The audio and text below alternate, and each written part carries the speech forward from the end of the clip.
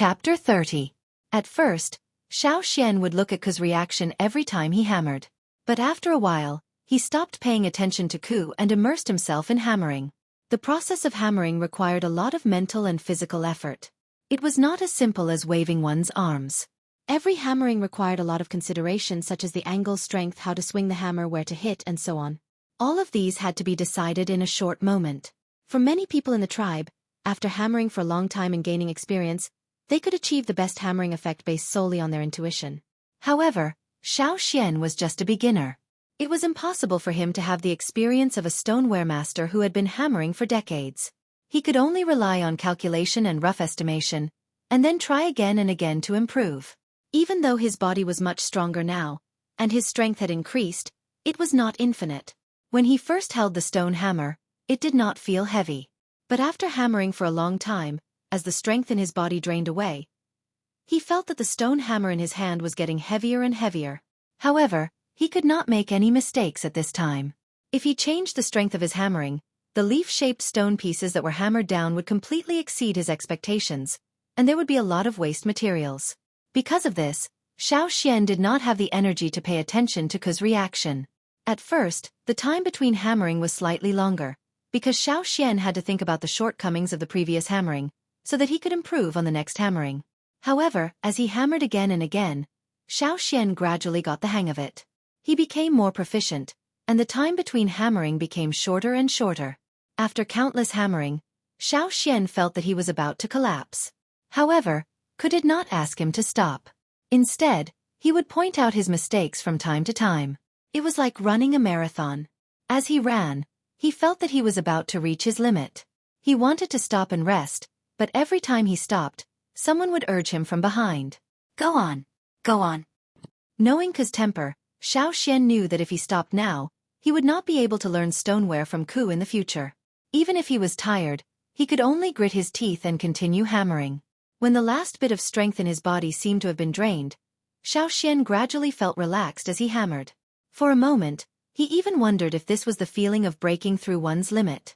What Xian did not know was that when he felt relaxed and much of his strength recovered, totem patterns had already appeared on his face. Unknowingly, he had already activated his totemic power. However, he was too focused on hammering and did not pay attention to the totem that lit up in his mind. Ku's attention to attention. He was a lot of people's attention to stone crafting skills, but very few people would use their totem to use their totem power in the process. Some people thought that totemic power was sacred and could only be used for hunting and defending the tribe. Although some people didn't think so, it wasn't easy to control totemic power precisely. Only experienced old warriors could do that. However, people at Xian's age, or some young warriors like Lang Jie, could not control it well. Once they used their totem power, it was easy to break the stone core into pieces. That was not processing, but destruction. Those who were impatient or irritable would just quit. It was too fucking tiring. If they had the time, they might as well practice their hunting skills. Because of this, Ku was very surprised. Not only did Xian use his totem power, but he also did not directly break the stone core. Instead, the leaf-like stone pieces were even more perfect. Almost every piece of stone could be further processed, and would not become waste. How rare! However, Xian did not notice it at all. He was immersed in hammering, and his mind was filled with the experience of each hammering. Then, he would proceed to the next hammering. Therefore, he missed the surprised expression on Ku's face for a few minutes. It was not easy to make Ku, who usually kept a straight face and rarely showed any other expressions, show such a surprised expression even when talking to familiar people. Xian didn't stop until he finished hammering out the lines. He looked at the ground next to the stone core. Some of the small pieces of stone pieces were gathered into a small pile, and some were scattered on the ground. He looked at Ku, who was still expressionless.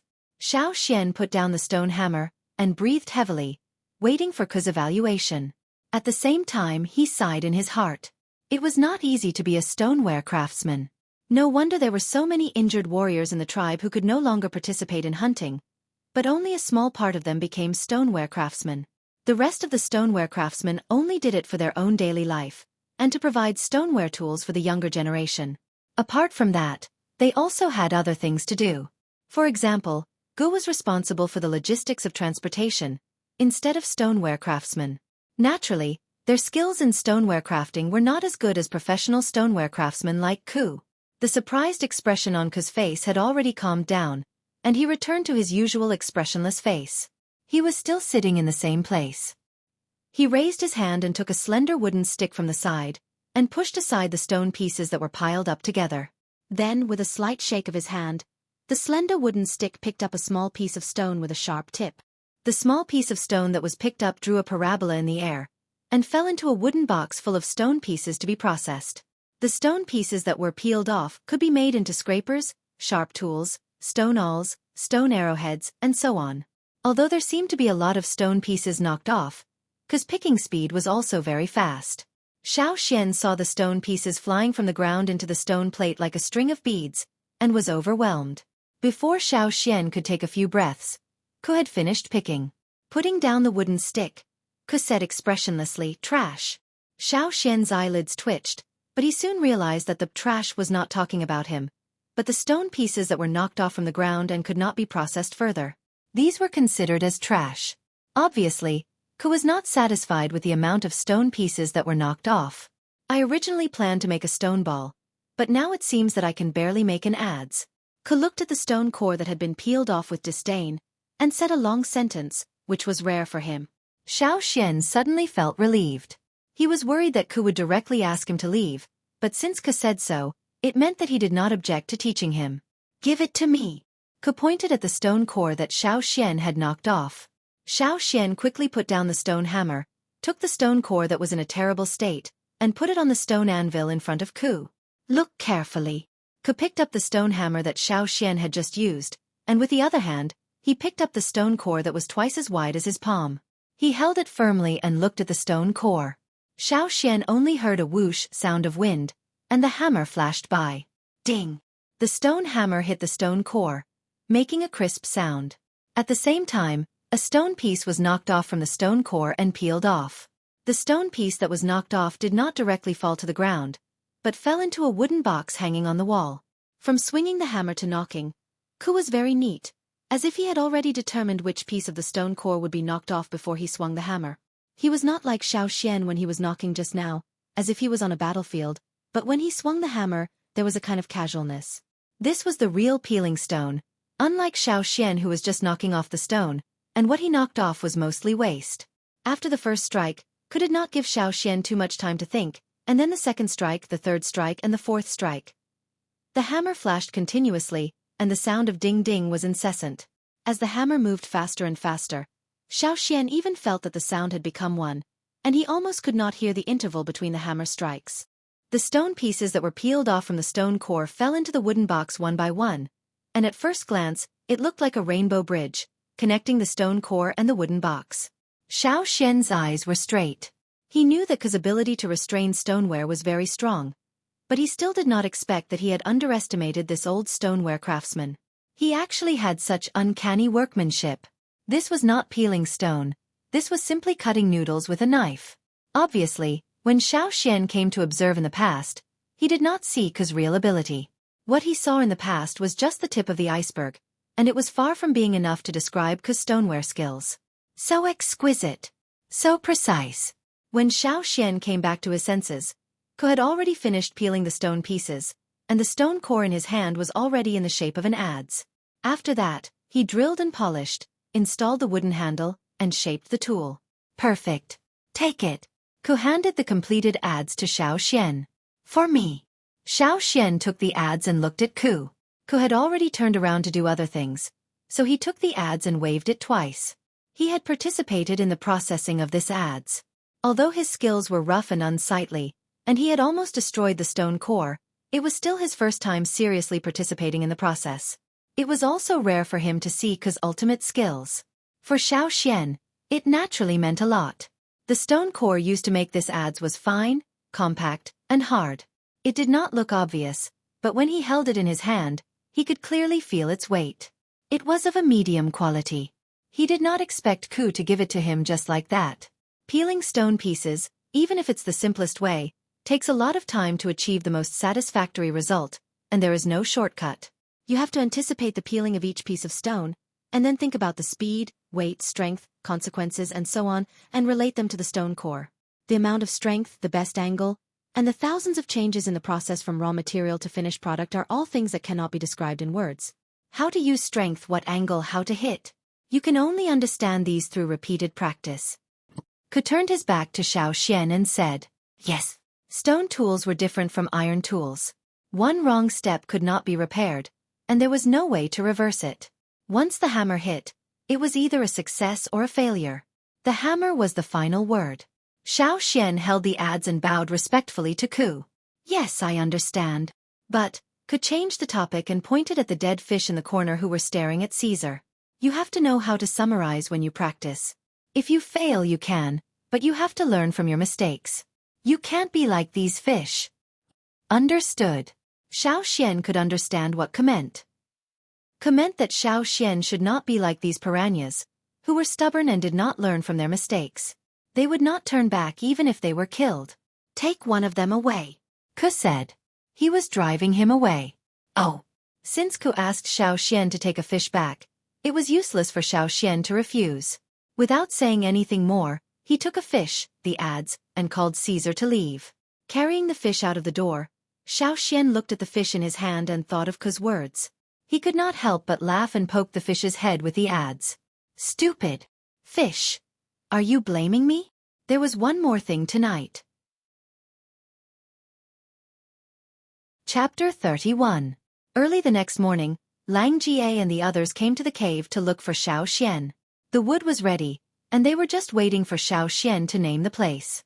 They would start building the house on whichever piece of land he liked. Xiao was familiar with the mountain foot district. With his current condition, it was impossible for him to build a house on the mountainside. Wouldn't that be asking for trouble? As for the place to build the house, Xiao already had his eyes on it. Although it was a little out of the way, he could see the situation on the mountain, the foot of the mountain, and the cave from there. Lang Jie and the others were very familiar with building a wooden house, and with their great strength, it took them only half a day to build the wooden house. They just needed to fix some small details, and the wooden house could be lived in directly. This was the first time they built a house, and the area of the wooden house was only about 40 square meters. It looked okay, and they could expand it by themselves in the future. At least they would have their own place in the future. Overall, Xiao was very satisfied. Lang Jie and the others wanted to chop the extra wood for firewood, but Xiao stopped them. He asked Lang Jie to help him build a simple wooden bed. Some people in the tribe like to sleep on stone beds, some like to sleep on haystacks, and some people built their beds with wood. Xiao naturally preferred the latter. It looked much more comfortable than sleeping in the cave. Xiao heard the voice and looked over. It was a middle-aged woman named Yi. She did not awaken her totemic power, and also lived in the mountain foot district. She took some sewing jobs, and was a good person. Xiao often asked her to help him sew animal skin bags. Yesterday, he took the fish and asked Yi to help him sew it. He also told her in detail how it looked like. He thought it would take 2 or 3 days, but it was done so quickly. "Auntie, is it done?" Xiao asked with a smile. "Yes, it's not a problem." He handed the things over to Xiao. Because he still had work to do, he did not stay for long. He left after giving the things to Xiao. "What's this animal skin bag for?" Lang Jie, who was chopping wood, asked. "Of course, it's for training." Xiao didn't say much. He took the animal skin bag into the room and put it away. He hadn't tried it yet, so he didn't know if it would work. Lang Jie and the others didn't have much curiosity, so they continued with the final touches of the house. When they were almost done, Xiao invited Lang Jie and the others to stay for lunch. In addition to fish, there were also some plant tubers and fruits. These plants were brought over by Lang Jie and the others. Among them, there were 2 young warriors who lived on the mountainside. They were interested in fish, but they didn't have much time to fish. When it was not their turn to hunt, they would prepare stone tools and train for the next hunt. Moreover, they didn't lack food, so they didn't join the fishing team. "You can all take one back later. I have a lot of fish here." Xiao didn't lie. Yesterday afternoon, after he returned to the cave, he went to the river to fish with the kids in the cave. Usually, as long as he was free and there were no abnormalities in the river, fishing was a simple thing. Those fish were too stupid. Besides, when Xiao Xian joined the hunting team in the future, these kids would have to take care of him. Compared to that, a few fish were a small matter. The young warriors were a little embarrassed, but when they saw that Xiao Xian really didn't care about it, they accepted it. They planned to chop some wood later to strengthen Xiao Xian's wooden house. While they were eating, Gu came over with a big stone vat. Old Ku asked me to bring it to you. It's to celebrate you having your own house. You can use it to store food or water. Gu put down the stone vat and looked at the wooden house that was almost finished. He said, "Not bad. I wanted to help, but it seems that I'm not needed anymore." Xiao Xian curled his lips. "If you really wanted to help, why did you come so late?" Lang Jie and the others knew that Gu was talking nonsense, but they didn't say anything out of respect for the old warrior. "Hey, is this stone vat for Xian?" Lang Jie asked a stupid question to change the topic. "Yes, Old Ku specially made it for Xian." Gu emphasized Old Ku and specially when he said that, and looked at Xiao Xian. According to Ji's understanding of Old Ku, the old man was naturally very satisfied with Xiao Xian. In the past, Old Ku also wanted to teach someone, but unfortunately, all of them were disappointing. They were either impatient or indecisive. When they encountered a medium-high quality stone core, they didn't dare to touch it. At that time, Old Ku directly drove them away and didn't pay any attention to them. Many people thought that Old Ku was unreasonable, but in fact, Old Ku was just too disappointed. But now that he finally had his eyes on someone, Old Ku still had a long face. If he angered Xiao Xian this time, who would be better than Xiao Xian in the future? Gu looked at him anxiously. In fact, on the night of Xiao Xian's awakening, after the sacrificial ceremony, Ku came back and asked Gu to exchange for a suitable big stone. After working for 2 consecutive nights, he finally made this stone vat. This stone vat was about the same size as the one Gu used to send food to the cave every day, but the workmanship was much better. The stone vat was almost the same thickness, and the inside was polished very smooth. The outside was not only polished very carefully, but also carved with some patterns, such as mountains, rivers, birds and beasts. Xiao Xian had not seen many birds and beasts before, but Ku must have seen them when he went out hunting. People like Ku usually only thought about the practical aspects when making stone tools, and rarely did they make any fancy designs. Now that he made a water vat for Xiao Xian like this, it was obvious that Ku valued Xiao Xian very much. "This stone vat is so beautiful." Lang Jie and the others surrounded the stone vat and said enviously. Although they usually valued practicality more, and didn't care much about a water vat, who wouldn't like more beautiful objects? This stone vat was not only big, but also had special carvings and a matching stone lid. Usually, most people would just cover it with animal skins or straw mats, or just cover it with stone slabs. Very few people would have a cover for the entire water tank. Even the 2 young warriors who lived on the mountainside didn't have such a cover for their water tanks. "Yeah, what a good vat. I've lived for so many years, but I've never seen such a stone vat at home." Gu said. "Is the Ku you're talking about the one who was famous for making traps?" Ong, who came with Lang Jie, asked. "Yes, that's him." Lang Jie nodded. "I heard that many people wanted to learn from Ku, but later." Ong didn't continue. What happened later? Later on, those who wanted to learn from Ku were either driven away by anger, scolded, or forced to leave. Later on, gradually no one went to him, and Ku moved from the mountain to the mountain foot area. Ku was indeed very famous in the tribe, but now very few people would mention him. Old Ku is very capable. Although he is very strict, you can learn good things from him. Gu said to Xiao Xian earnestly. "Yes, Xian. Are you learning from Ku now? You must hold on. Ku was really good at that time." Lang Jie also came over. In order to encourage Xiao Xian, he also told him about his experience of learning to set a ground bow from his grandfather. At that time, he was also scolded like shit. At that time, he was not only scolded, but also beaten. Lang Ga's grandfather was also a very good warrior. Lang Jie couldn't escape from the old man's hands. Every time the children living around saw Lang Jie being beaten, they would laugh at him. At that time, Lang Jie felt very embarrassed and blamed his grandfather for a long time. Later, when Lang Jie really became a warrior, he realized his grandfather's good intentions. They hunted in the forest. Although the ground bow couldn't directly kill the beasts, it could still play a key role. Because of his excellent skill in setting a ground bow, Lang Jie was quickly accepted by the hunting team. Every time after a hunt, he would get a lot of food, at least more than others at the same level of strength. If you can learn more skills, your future path will be much easier. Not only will you be able to occupy a more important position in the hunting team, but if you are injured during a hunt and become like me and old Ku, it will be inconvenient for you to hunt with the hunting team. But if you stay in the tribe, you can at least learn more skills to make a living and live a better life without starving," said Gu. Therefore, Lang Jie and Gu both agreed that even if they were scolded like shit, they had to bear with it and learn as many skills as they could. It would be best if they could squeeze all the skills out of their opponents. Not to mention that Ka had a lot of good things hidden away, so they had to squeeze even more. Listening to their words, Xiao nodded solemnly. "I know what you mean. If you want to learn skills from others, you can ask for anything, but you can't be shameless." Lang Jie and Gu said yes. Chapter 32. Xiao naturally wanted to learn old Ku's craftsmanship. In addition to making stone tools, he also knew how to set traps, which were very useful for hunting. However, it was still too early for Xiao. He had no foundation, so he could only start with the most basic hammering skills, and slowly learn the more advanced ones later.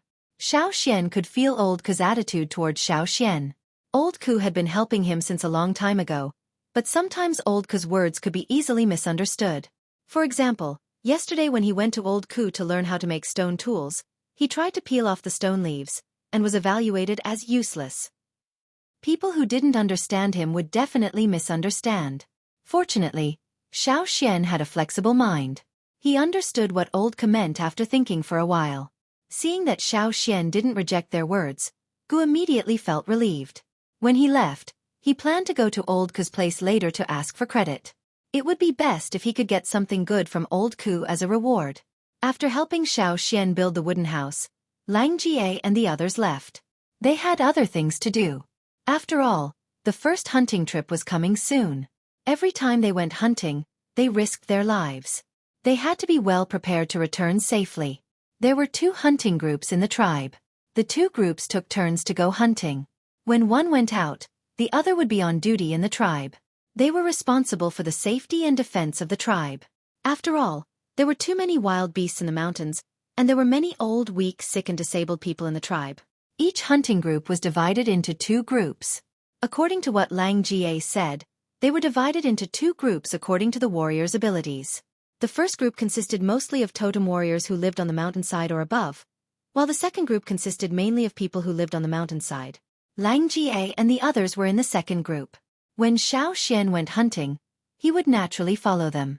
After Lang Jie and the others left, Xiao looked at the newly built wooden house. Caesar was curiously walking around the wooden house. "If you shit in the house, I'll throw you out," Xiao said. When they were in the cave, Xiao had trained Caesar to go to a special place to shit like the children in the cave, or go directly outside the cave. Now that they had moved to a new place, he didn't know if the wolf could adapt quickly. "We will live here in the future.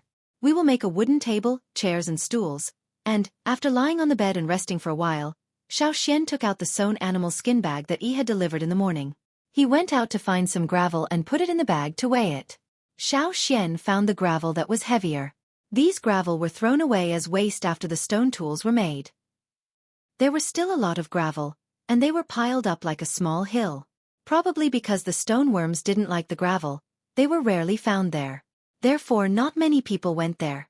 When Lang Jie talked about weight training, Xiao thought about it. Therefore, he asked someone to help him sew a special animal skin bag. After filling it with gravel, it weighed nearly 200 pounds.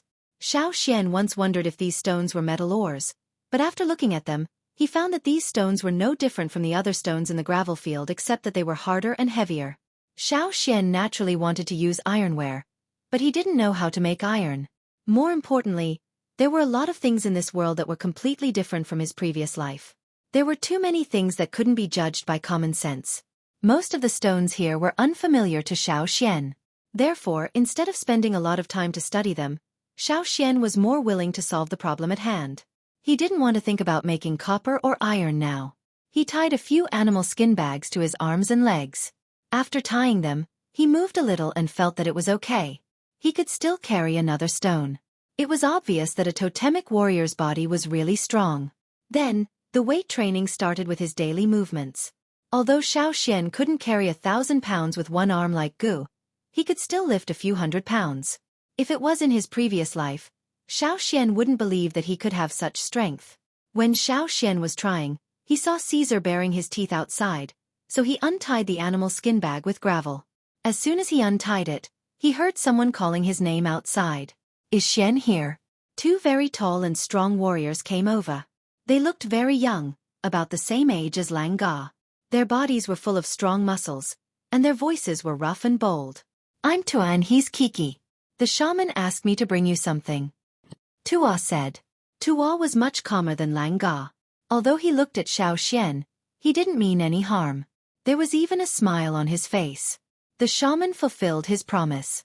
On the first day that Xueqi had his own house, he sent people to bring food to him. It was also a compensation to Xueqi.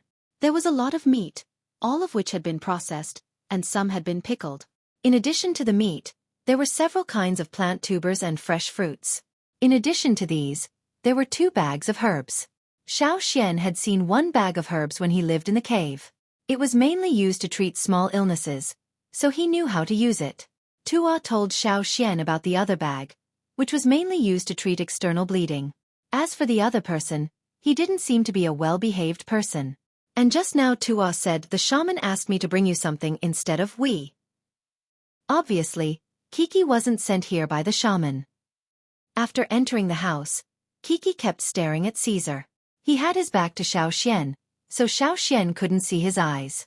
But judging from Caesar's expression, he knew it wasn't a friendly look. These warriors, who often went out to hunt, looked at animals as if they were prey. When they saw animals, they couldn't wait to stab them with their spears. Caesar's whole body was tense, and he couldn't help showing his fangs. He was almost ready to fight. "Hey, this wolf can be raised like this," Xueqi said. When Xueqi was wondering if this warrior despised Caesar for being too cowardly and not as ferocious as the wolves in the forest, Xueqi smacked his lips and continued, "It can be eaten in half a year."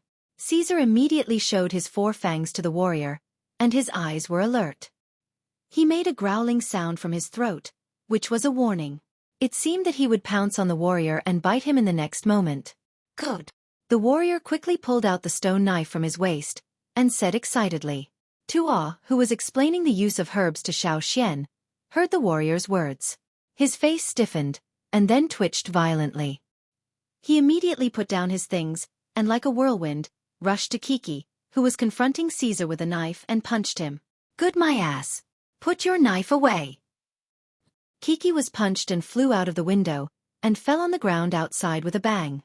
Xueqi was speechless. Totem warriors were really simple and violent. After punching Tua, he walked to Xueqi and said, "He's always like this. He gets excited when he sees a beast. Don't worry, he's just used to it. He won't do it for real."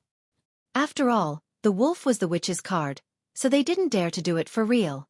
However, when he just finished his words, Xueqi, who had just been punched, walked into the room as if nothing had happened. He moved his feet and walked to Caesar again. This time, he didn't hold the knife, but just rubbed his fingers. It was obvious that he hadn't given up yet. Tua had no other choice.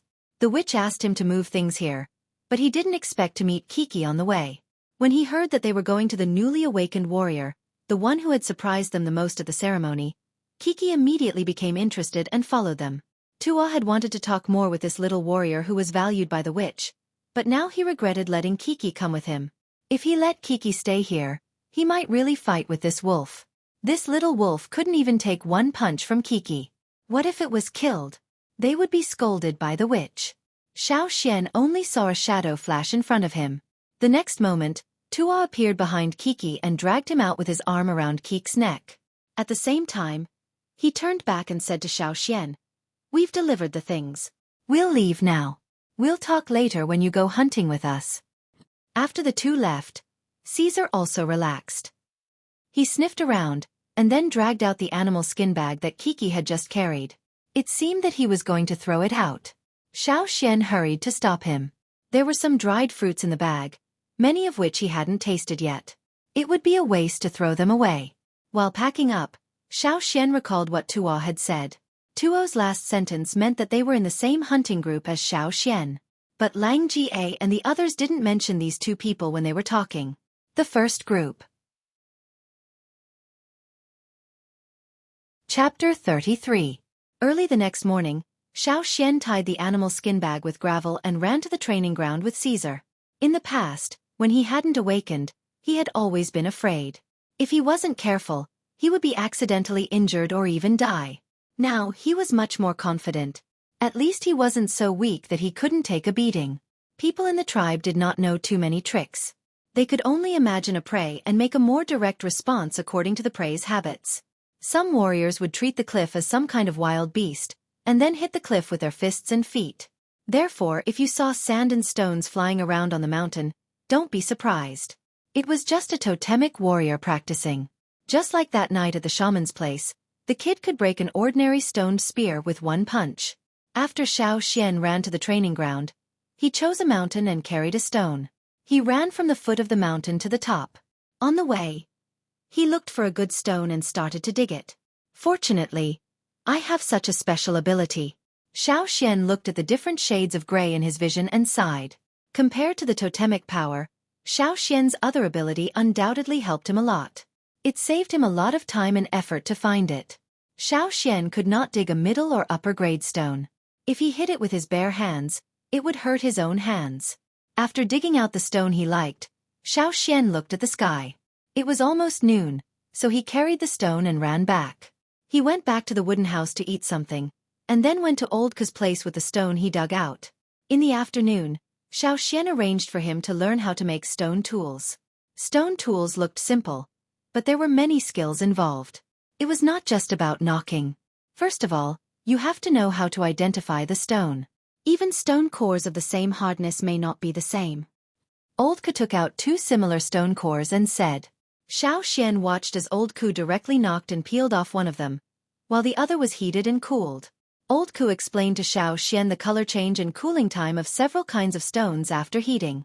Some stones would change in color and texture after being heated, while some would only change in texture, and some would have no reaction to the heating process at all. Sometimes, the temperature had to be controlled during heating. It was necessary to understand what temperature was the best for peeling, and what temperature was not suitable for peeling. As for this temperature, without a precise instrument to measure it, he could only rely on his feelings and experience. For example, if Xian felt the same temperature, Old Ku would be able to tell which one was hotter just by touching it. Different stones have different reactions to different temperatures, heating times, cooling changes, and other characteristics. Old Ku placed one of the two stone cores he had just taken out above the fire. Holding a stone stick in each hand, he placed the stone core in the middle. The fire burned very brightly, as if it wanted to dry people out. Just by standing next to the fire for a short while, one would be covered in sweat. Old Ku's face was also covered in sweat, but his hands were still very steady. His movements of flipping the stone core were also very agile. Half an hour later, the stone core that was being heated above the fire turned from its original grayish-white color to a reddish-brown color. Old Ku then took the stone core away from the fire. However, he did not start peeling off the stone leaves. Instead, he waited for the stone core to cool down and the reddish-brown color to lighten before he began peeling off the pieces. The peeled stone leaves, whether they were slender or round, were almost the same thickness. What kind of control was needed to achieve this? At least in Xian's previous opinion, without advanced cutting tools, it would be impossible to achieve this level. The so-called ideal polishing was actually a very complicated process. Those who did not understand it would not be able to imagine it at all. After the theory came practice. Xian spent most of the afternoon practicing peeling stone leaves. Too much trash. Again. What the hell are you peeling off? Again. Poor control of the strength of the hammer. Again. Wait. Can this stone be peeled off directly? Did you eat too much fish? Take it and burn it. Some people who lived closer to Old Ku all knew that Old Ku's temper had become worse recently. When they talked about Xian, they all shook their heads and sighed. Xian, that poor child. In fact, the situation in the house was not as bad as the people in the tribe thought. Old Ku was not merciful with his words, but he still put a lot of effort into teaching Xian the skills of peeling, so he was willing to part with the stone cores. Xian knocked off 5 stone cores in one afternoon. Not counting the one he brought, the other 4 were Old Ku's own. The stones were not bad, so it was a waste to use them as practice stones. Old Ku did not feel sorry for Xueqi, but he felt ashamed of himself. Every day, Xueqi returned to his wooden house tiredly from Old Ku's place. His muscles were stinging, and the pain was getting more and more intense. Setting up a stone pot and lighting a fire was painful enough to make him grit his teeth. The area between his thumb and index finger was even more painful. He held the stone hammer even more tightly. It took him several tries to set up the stone pot successfully. Xueqi felt like the one being hammered wasn't the stone core, but himself. However, he slept very well that night, and when he woke up, his whole body felt refreshed, as if the muscle pain from yesterday was just an illusion. Xueqi did not know if this was a totemic warrior's own ability, or another special ability. Early in the morning, Xueqi planned to go to the training ground as usual. Yesterday, he saw a place with good stones. He could dig out some good stone cores. This way, he would not have to use Old Ku's stones all the time. What if he made Old Ku poor? As he walked, Xueqi felt that something was wrong. People who were not so active usually got up early and gathered in the same direction.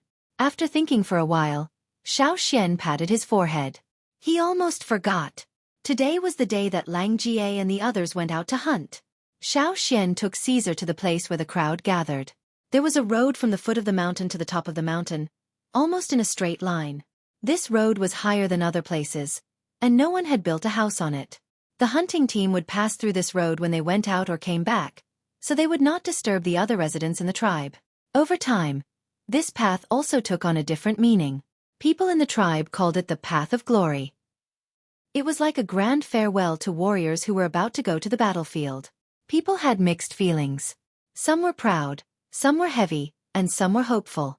They did not know if their families were still safe when the hunting team came back. Would they be able to bring back enough food?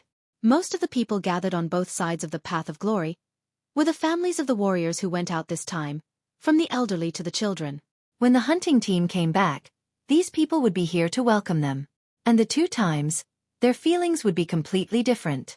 However, besides welcoming and sending off the hunting team, for the warriors and the hunting team, this road also represented a kind of meaning. It was an affirmation of their own strength. If Xueqi were to describe it, for many warriors, this road was a road to show off their wealth. When they came back from the hunt, it was clear who got how much food, just like the disclosure of assets. Rich people naturally did not lack reputation, status, or women. These were all things worth showing off. They're coming! Someone shouted. Xueqi looked over.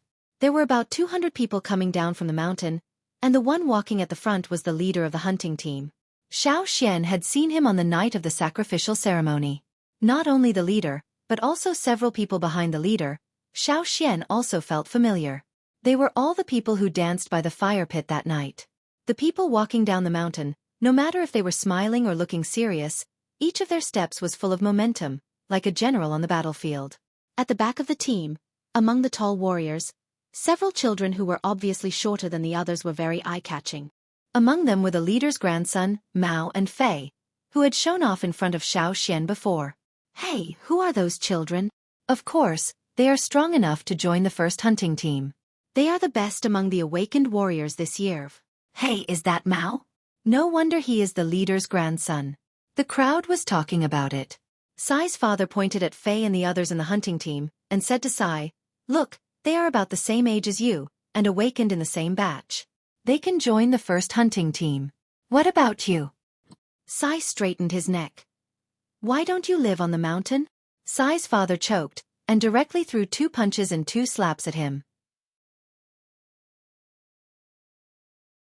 Chapter 34. After the hunting team left, the tribe returned to its usual pace of life. However, compared to last year, the riverside was much more lively this time. After experiencing the initial fear of the unknown creatures in the river, the people no longer feared the creatures in the river because of the benefits brought by the big-mouthed piranhas. It turned out that the creatures in the river were not so scary after all. As long as they were careful, they could get enough food. Under the joint management of Tu and Jiaba, the life in the cave was quite stable. With the daily fishing activities and enough food, the small bodies of the children were not as weak as before. At the same time, the children in the cave were getting more and more united. They had no choice but to work together to fight against the enemy. The ability of a single person was too small, and they did not even have the advantage when fishing. As for the stoneworms, Xiao Xian would take Caesar to catch them every 2 days. After catching enough stoneworms, they would store them for the children in the cave. Stones could not trap the stoneworms. Some people used stone jars to put the stoneworms in, but the next day, they found that there was a hole in the jar, and the stoneworms were gone. However, two discovered by chance that wooden jars and straw ropes, which were not as hard as stones, could trap the worms better than stone jars. Even if they could not be trapped for too long, a day or two would not be a problem. This solved the problem of Caesar running to the cave every day. Xiao Xian still went to the training ground to look for stone cores in the morning, and went to Old Ke's place to learn the stone skills in the afternoon. After more than 10 days, Xiao Xian felt that he was much stronger than when he had just awakened his totemic power. He was also more skilled in controlling the totemic power, and could switch between the two powers in his body more freely. It seemed that learning the stone skills was also beneficial to controlling the totemic power. Xiao Xian ran through the woods like a monkey, heading towards the place he had chosen yesterday. His figure flashed, and the branches swayed slightly. The sound was very low, like a breeze. Caesar ran behind him. This place was still within the range of the tribe's guards, so Xiao Xian did not need to worry about any ferocious beasts. The reason why he deliberately controlled the sound was just for the future hunting activities. There were many times when one had to be stealthy when hunting. One had to quietly approach the prey and hide one's aura. If one's movements were slightly bigger, it would alert the prey or other ferocious beasts that one could not defeat. Xiao Xian had seen Lang Jie and Mai's stealth ability before. Mai moved stealthily, so he was still some distance away from them. Xiao Xian also saw many children who had awakened in the same batch as him, including Sai, in the mountains where he was training. "Hey, isn't that Xian?" Sai's father looked at the figure that flashed through the woods and said. For those who had not awakened their totemic power, Xiao Xian's speed was naturally very fast and hard to catch. However, for other totemic warriors who had awakened their totemic power many years ago, it was nothing. Sai jumped on the spot with a big rock in his hand. He had already jumped more than 100 times with the rock. Hearing his father's words, Sai turned his head and looked over. Xiao Xian was no longer in the woods. "What are you looking at? Keep dancing." Sai's father hit Sai's butt with a stone stick and scolded him. "You can't even beat Xian, who is 2 years younger than you." "Why can't I beat him?" Sai was not convinced. "Hey, you're still being stubborn. If I say so, then so be it. Just jump. You can't rest until you've jumped 200 times. Sai's father hit Sai twice with the stick. "I've already jumped 172 times. He just needed to jump another 28 times. Sai counted in his mind. He was a little happy when he thought about it. Should he go catch flying squirrels or look for food during the rest time? He wondered if there were any more of those green and crunchy fruits that he had eaten 2 days ago. Sai swallowed his saliva and was full of expectation. Then he heard his father say with his eyes wide open, "Do you think I don't know how to count? You've only jumped 127 times. There are 73 more." Sai was so angry that he almost threw the big rock away. However, his father's way of doing things was always right. Even if he was wrong, he had to admit it. Debate with him? He would be beaten. Damn it! Sai couldn't beat his father, so he took it out on Xiao Xian. Xiao Xian, who didn't know that he was being punished again, was busy picking stones. There were many stones in the training ground, but very few of them could be used to make stone tools. Even if he relied on his special ability to identify the grade of the stones, he couldn't find the most suitable one quickly. Because, even if it was a good stone, it might not be suitable for making stone chips. Therefore, every morning, Xiao Xian would spend a few hours picking stones, and then bring back stone cores that were good and suitable for making stone chips. After following Old Ku for a few days, Xiao Xian's ability to identify stones had improved a lot. He was no longer as clueless as he used to be, where he could see all kinds of stones the same. While Xiao Xian was looking for stone cores, Caesar was bored, so he went to stop the flying stone squirrels that were digging holes and jumping around in the mountains. Every time Xiao Xian finished picking stone cores, he would find several dead flying stone squirrels next to Caesar. Sometimes, Xiao Xian felt guilty when he looked at Caesar. Caesar was a good wolf, but he had raised him into this. In the afternoon, Xiao Xian brought the selected stone cores to Old Ke's place. Old Ke taught Xiao Xian how to determine the best angle and surface for making stone chips, and which stones were suitable for what. After that, Old Ka sat at the side and watched Xiao make stone chips. After taking off his animal skin coat, Xiao picked up the stone hammer and started hammering with his bare upper body. In the first few days, his animal skin coat was soaked with sweat, and water could be wrung out with a little twist. Later, Xiao threw his animal skin coat aside to avoid the smell of sweat. Ding, ding, ding. The hammering sound that would be heard every afternoon began. 1 hammer, 2 hammers, 50, 51, 100 hammers, 500 hammers. As if he didn't know what fatigue was, Xiao kept knocking on the stone core. The huge stone core became smaller and smaller as more and more stone leaves fell from it than a few days ago. After hammering the first stone, Xiao did not rest. He continued hammering the second stone, the third stone. After hammering the third stone, Xiao felt as if he had fallen into a water tank and was fished out. After drinking some water, Xiao stood at the side and listened to Old Ku explain the details that he needed to pay attention to during the grinding process. He explained the shape of the stone chips, how to grind them, and how to grind the rest of the stone core. Old Ku said that every stone had its own story. Even the best stoneware maker might not be able to decipher every stone. However, every time Old Ku explained to Xiao, he would try his best to teach him everything that he had learned so far.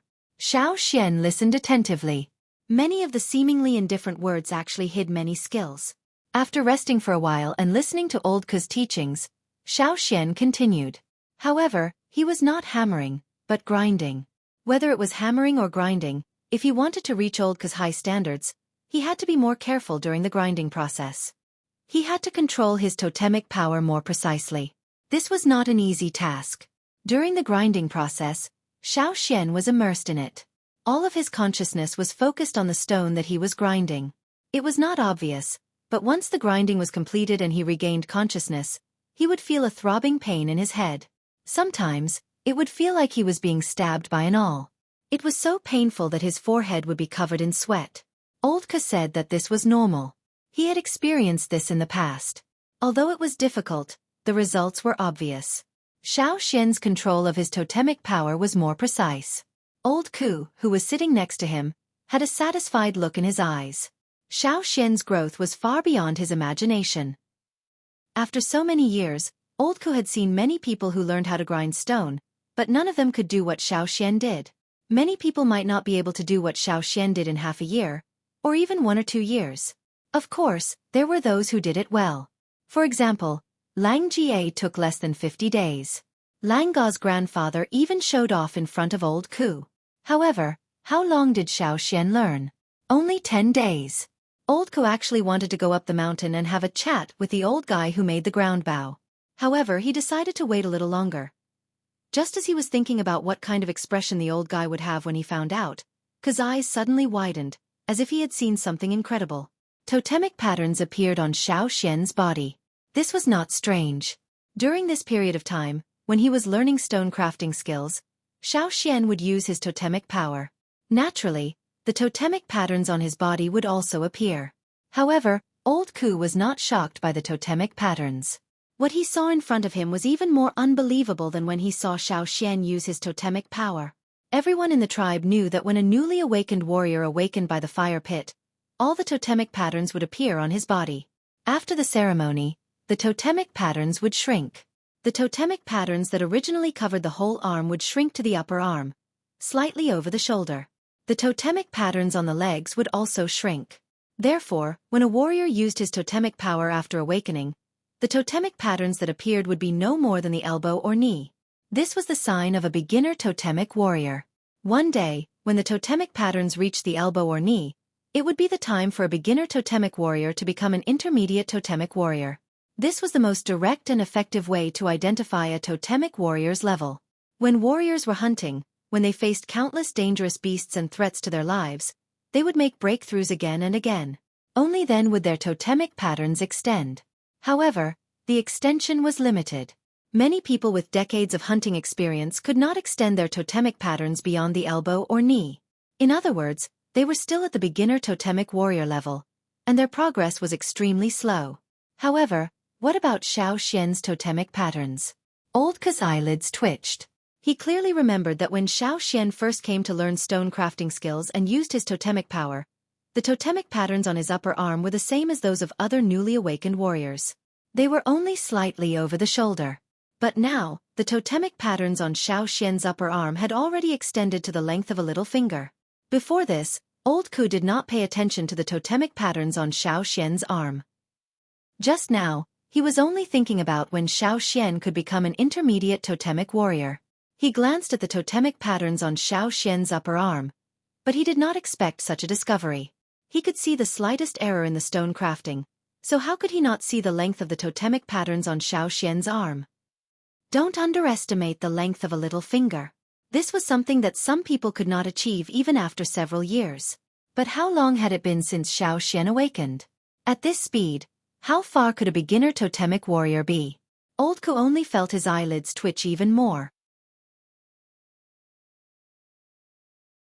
Chapter 35. Ku Xian rubbed his twitching eyelids and stood up from the stone bench. Since he was missing a leg, he swayed a little when he stood up. Naturally, Xiao Xian noticed him. Xiao Xian looked at old Ku in confusion as he put down the stone tool and grindstone that were about to take shape. He was in a good state just now and didn't feel like he made any mistakes. His polishing process was also up to old Ku's standards. But what was with old Ku's what the fuck look? Xian you. Ku Xian stuttered. You. After a long while, Ku squeezed out a sentence. How do you usually train? Xiao Xian didn't know what old Ku meant, but he still explained his training schedule in detail. Of course, he didn't tell old Ku Xian about his special ability. In fact, rather than training, it was better to say that he was preparing to polish stone tools. Many of the children who had awakened at the same time were either training their strength or practicing throwing. Only Xiao Xian spent most of his time looking for stone cores. Some people even secretly laughed at Xiao Xian for not doing his job properly.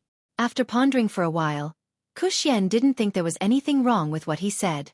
Xiao Xian was very hardworking and showed a strong drive when he was polishing stone tools. This was also the reason why Ku Xian was willing to teach him. However, when he was learning stone tools, he also put in a lot of effort. Why didn't he improve as fast as Xiao Xian? Old Ku couldn't figure it out. He could only attribute the reason to Xiao Xian's extraordinary talent. No wonder he awakened at the age of 10.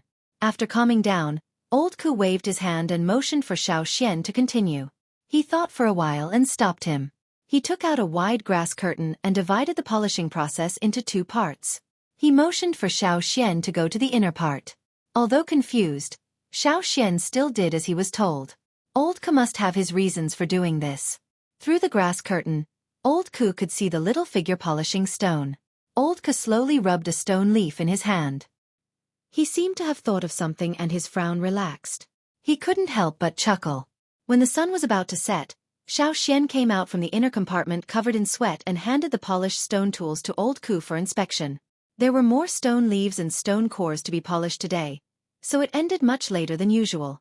However, old Ku did not check the stoneware one by one like he did a few days ago. Instead, he casually pushed the pile of stoneware aside, glanced at it for a while, and then stopped looking at it. Instead, he said to Xiao Xian, "You can go back now. From tomorrow onwards, you can do whatever you want. You can do whatever you want." Okay, I got it. In fact, Xiao Xian had wanted to make something of his own for a long time, but his skills were too bad at that time. The things he made were completely different from what he had in mind, and he always failed halfway. Now that old Ku said so, it was also in line with Xiao Xian's wishes. To make a satisfactory stone tool, the process involved included peeling stone leaves, polishing, pressing, heat treatment, and so on. The tools needed included hammers, pressure rods, plungers, grindstones, stone anvils, and other fixed objects. Xiao Xian didn't have a complete set of tools in his wooden house, so he could only come to old Ku's place every day to make something. However, Xiao Xian didn't dare to think too much at first, so he started with the stone tools he was familiar with in the tribe. The next day, Xiao Xian took the stone cores he had picked for the whole morning to old Ku's place and started polishing. Xiao Xian wanted to polish a double-winged stone arrowhead, which was the most used stone arrowhead in the tribe. Lang Jie used it a lot. Old Ku had also told Xiao Xian the essentials of making stone arrowheads. The rest could only be learned through polishing, and old Ku would also point out some details to pay attention to. After a few days, old Ku didn't sit next to Xiao Xian and watch him polish. He didn't need to say anything, because Xueqi could already do it very well. Leaning on a wooden stick, Old Ku took out a wooden box filled with all kinds of stone tools, big and small, and placed it outside the house. Inside were the stone tools Xueqi had polished these days. Most of them were spearheads and arrowheads, and the style of the stone tools they polished was somewhat different from Old Ku's. In the past few days, Old Ku had changed his rules. In the afternoon, he didn't let people into the house. In the morning, he would take out a lot of finished stone tools and place them on the table. If anyone took a fancy to them, they could quickly exchange them. After noon, Old Ku would pack up and enter the house. He wouldn't come out for the whole afternoon. Therefore, when they saw Old Ku putting out the things at this time, some people gathered around. "Hey, Old Ku, why are you putting things out at this time today?" "Hey, Old Ku, these things aren't made by Xian, right?" Many people knew that Xueqi was learning stone tools from Old Ku, but no one was optimistic about it. Some people secretly discussed how long Xueqi could last. Would he be like those people before him, who couldn't help but leave after a few days, or would he be forced out by Old Ku? They didn't expect him to last until now. Looking at Old Ku, he didn't seem to be angry. It was really strange. However, the person who said that the stone tools were made by Xueqi laughed after saying it. The people who came with him also just laughed and didn't take it seriously. After all, in their opinion, that kid had only been learning from Old Ku for a few days. It was absolutely impossible for him to make such a successful stone product. They were just joking about Old Ku. "This stone arrowhead is well polished. It's perfect for laying bows and setting traps. Hey, the barbs are well polished. I like them." A person squatted down and began to pick out the stone arrowheads he liked. Seeing that someone had already started, the others stopped joking around and started to pick the stoneware they liked. They were afraid that the good stuff would be taken away by someone else. After all, the stoneware made by Old Ku was much better than the others. "Hey, Old Ku, did you change your style?" The arrowheads didn't have such long barbs in the past. A warrior picked out a stone arrowhead and touched the wings on it. Ku, who was sitting there, just kept a straight face and didn't answer. The warriors who came to exchange their stone tools were already used to Old Ku's behavior. They didn't expect Old Ku to explain. It wasn't strange for a stone toolmaker to change his style. Hunting consumed a lot of stone tools. Because many of them were disposable, unlike metals, they couldn't be reused. So the scrap rate was especially high. This also led to the warriors preparing a lot of stone tools before every hunting trip. The last hunting team had been out for almost 20 days. Generally speaking, the hunting team wouldn't go out for more than 20 days. Even if they were in trouble, they wouldn't go out for more than 30 days. After all, the warriors' families were still in the tribe. If they didn't come back, their families would starve. So, after some calculations, the hunting team that went out would be back soon. The other team was also preparing. They were just waiting for the people who went out to come back. Then they would hand over the tribe's affairs and set off for hunting. Of course, the more stone tools they had, the better. They will be back in these 2 days. I saw someone bring the wounded back in the morning. This time, 2 of them were seriously injured, but their lives weren't in danger. I heard that no one died. Someone said while picking. "So, we are also going to set off? I have to go back and get more things to exchange with Old Ku." "Didn't you say 2 were injured? Who were they?" The crowd began to talk again, but their hands didn't slow down. Every time they saw a stone tool, they would grab it tightly in their hands. Those who were slower than them could only regret that they didn't make the first move. "If you want to exchange, then hurry up and get out." Old Ku waved his arm with a cold face. If they wanted to talk, they should go somewhere else. Xian was still polishing in the house. What if they disturbed him? In the eyes of the crowd, Old Ku was too difficult to get along with. It seemed that he didn't care about anything except stone tools. He was also very fierce when he scolded people. But in fact, Old Ku valued Xueqi more than anyone else. When these people began to talk, Old Ku was not happy and immediately drove them away. The crowd didn't get angry. They stopped talking and quickly went back to pick. When almost all the things were put on the table, no one came back. Old Ku picked up the remaining small stone tools and put them into the wooden box. He shook his head and whispered to himself, "Why don't I like these small stone tools? In fact, as long as they are used well, they are much more lethal than those big ones." When Xiao Xian finished polishing for the day and dragged his tired body back, the hunting team that went out also came back before sunset. Chapter 36. In the cheers, the hunting team walked on the path of glory, leaving long shadows in the sunset. The strong warriors were carrying much bigger prey on their backs, like an ant carrying a quail egg. They carried some on their shoulders, carried some on their backs, and even dragged some with straw ropes. The harvest was plentiful, and it was truly a rewarding journey. It was said that no one in the hunting team was killed this time. Only 2 were seriously injured. The injured ones were with the shaman, and their condition had stabilized. With the strong physique of the tribesmen, it wouldn't take long for them to be able to jump around again. After a whole afternoon of non-stop grinding, Xiao Xian was too tired. After finding Lang Jie, Mai, and the others, he turned around and went back to the cabin. He didn't rush to greet them with cheers like the others. At the front of the team, Mao, who was obviously shorter than the others, was carrying 2 big wild boars on his back. He was very proud of himself. Listening to the praises from the crowd, he couldn't stop his mouth from grinning. It felt so good. He straightened his back again, and turned his head to look at the crowd, just in time to see the back of Mai and Caesar leaving. Because he was too tired, Xiao Xian didn't have much energy either. Looking from the back, he did seem to be in a bad mood. He must have been defeated by me, Mao thought. Carrying 2 big wild boars, Mao was still thinking about how to defeat Xiao Xian in the future when he joined the hunting team. After a night's rest, Xiao Xian felt full of energy. Even the soreness in his muscles had disappeared, as if he didn't persist in grinding for so long yesterday. As usual, he picked stone cores in the morning, and went to Old Ku's place in the afternoon. But today, Old Ku gave Xiao Xian half a day off, so that Xiao Xian could have some rest. Looking at the results of his grinding these days, Xiao Xian picked some stone cores and took them with him. Old Ku only took out half of the finished stoneware, and the other half was kept by Old Ku for Xiao Xian's own use. Therefore, Xiao Xian still had a lot of stoneware in stock. Xiao Xian used 2 net bags woven with straw rope to carry some of the stone tools he had selected. Then, he carried them up the mountain. When Xiao Xian arrived, Lang Jie was still sleeping. After going out to hunt, when there was no shift, he would always sleep for 3 or 4 days. What's the matter? Lang Jie yawned, his drooping eyelids almost closing. Oh, I just came to give you something. Go back to sleep. Xiao Xian placed one of the net bags on the stone table in the room and planned to leave. Originally, he wanted to listen to Lang Jie talk about hunting, but now it seemed that he had to wait for a few days. For me. Although he was sleepy, Lang Jie was still very curious about what Xiao Xian had brought.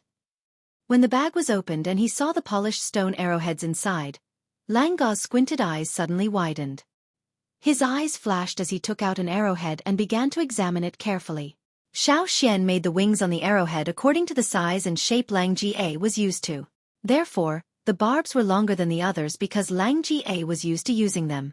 If he changed it without permission, Lang Jie might not be used to it, so Xiao Xian didn't add any other ideas.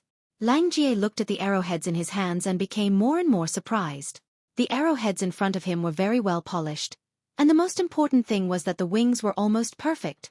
The wings of the arrowheads could play a role in balancing the flight of the arrowhead, allowing the arrowhead to hit the target more accurately. If the wings were slightly out of place, the hunting effect would be greatly reduced. In order to increase the lethality of the arrowheads, Lang Jie polished the wings of the arrowheads himself. The edges of the arrowheads were more prominent, the tips were sharp, and there were 2 long barbs. Lang Jie had always felt that only the arrowheads polished by himself were easy to use. The arrowheads polished by others, even his grandfather, might not be easy to use. But now, looking at the arrowheads in his hands, Lang Jie was very surprised. With just a glance and a weight, he knew that these arrowheads would be very easy to use. The arrowheads in his hands looked almost exactly the same as the arrowheads that Lang Jie polished himself. No, they weren't exactly the same. The arrowheads in front of him were polished more perfectly. Usually, when Lang Jie polished the arrowheads himself, because of the large demand, he didn't spend time polishing some details. But these arrowheads in front of him? Hey Xian, thank you, I like them very much. By the way, please thank Old Ku for me. Thank him for the arrowheads he polished. In Lang Ga's opinion, these arrowheads were naturally polished by Old Ku, and Xiao Xian naturally asked for them from old Ku before sending them over. Lang Jie stretched out his thumb and touched the wings of the arrowhead. TSK, the edges of the arrowheads were very well polished. As expected of a master's product. Xiao Xian, who had just walked out of the door, turned back and smiled. I'll help you pass on the message. By the way, I polished those arrowheads myself. You can see if they're good for you when you use them. Hearing Xiao Xian's reply, Lang Jie, who was touching the arrowheads, froze. He raised his eyes and looked at Xiao Xian in astonishment, the muscles on his face trembling violently. Wait! Lang Jie strode in front of Xiao Xian, holding the arrowhead in his hand. He stared at Xiao Xian and said word by word, You made this? Xiao Xian nodded. Yes, it's passable, right? Passable? Lang Jie stared at Xiao Xian with bloodshot eyes. Even his breathing became heavy. If these were considered passable, then what was the point of what he was doing now? Stone slag. Xiao Xian didn't quite understand what Lang Jie meant. He had some arrowheads given by Lang Ga. Because he had used them once, Lang Jie didn't want to take them out for hunting, but it would be a waste to throw them away, so he gave them to Xiao Xian for training. When Lang Jie and the others first started training, they also used second-hand arrowheads, which was very common in the tribe. Xiao Xian's arrowheads were made according to the ones given by Lang Ga. There were some flaws on the arrowheads, but it didn't affect their use. Xiao Xian always thought that the small flaws were caused by the wear and tear of the arrowheads. After seeing them, Old Ka didn't comment on them. But for the arrowheads made by Xiao Xian himself, Old Ka commented that they were passable. This was also the reason why Xiao Xian said they were passable. Lang Jie looked at Xiao Xian with a complicated expression. Maybe it was because he had a grandfather who was a stoneware maker. He also made stoneware himself and thought that he was quite talented in stoneware. Now that he had some success, even if he couldn't catch up with his grandfather, he would definitely surpass him in 10 years. Moreover, among his peers, his ability to make stoneware was above most, especially when it came to arrowheads. Almost no one in his generation could surpass him. But now, in front of him, there was a 10-year-old kid who had just awakened and learned stoneware for less than 30 days. The arrowheads he made were actually better than his own. With his eyesight, he could naturally see that this kind of stone tool could not be made with enough time and meticulous polishing. Moreover, the arrowheads in his hand were very smooth and did not have many stagnation points. It was possible that these arrowheads were all polished in a short period of time. Why did he change so much after coming back from a hunt? I'm only going out for 20 days, not 2 years. Thinking about how he gave Xiao Xian a batch of second-hand stoneware arrowheads full of flaws before he went hunting, Lang Ga's face turned red and he wanted to bang his head into the ground. Although he was usually thick-skinned, when it came to stoneware, he was deeply influenced by his grandfather. His views and thoughts were completely different from usual. Deep breaths. Deep breaths again. Lang Jie stretched out a trembling finger and pointed outside. You, don't come out for 3 days. After saying that, Lang Jie put down the curtain and didn't sleep. He strode to the small room where he usually used to grind stoneware and began to work. In another room next to Lang Ga's room, an old man with a head full of white hair walked out.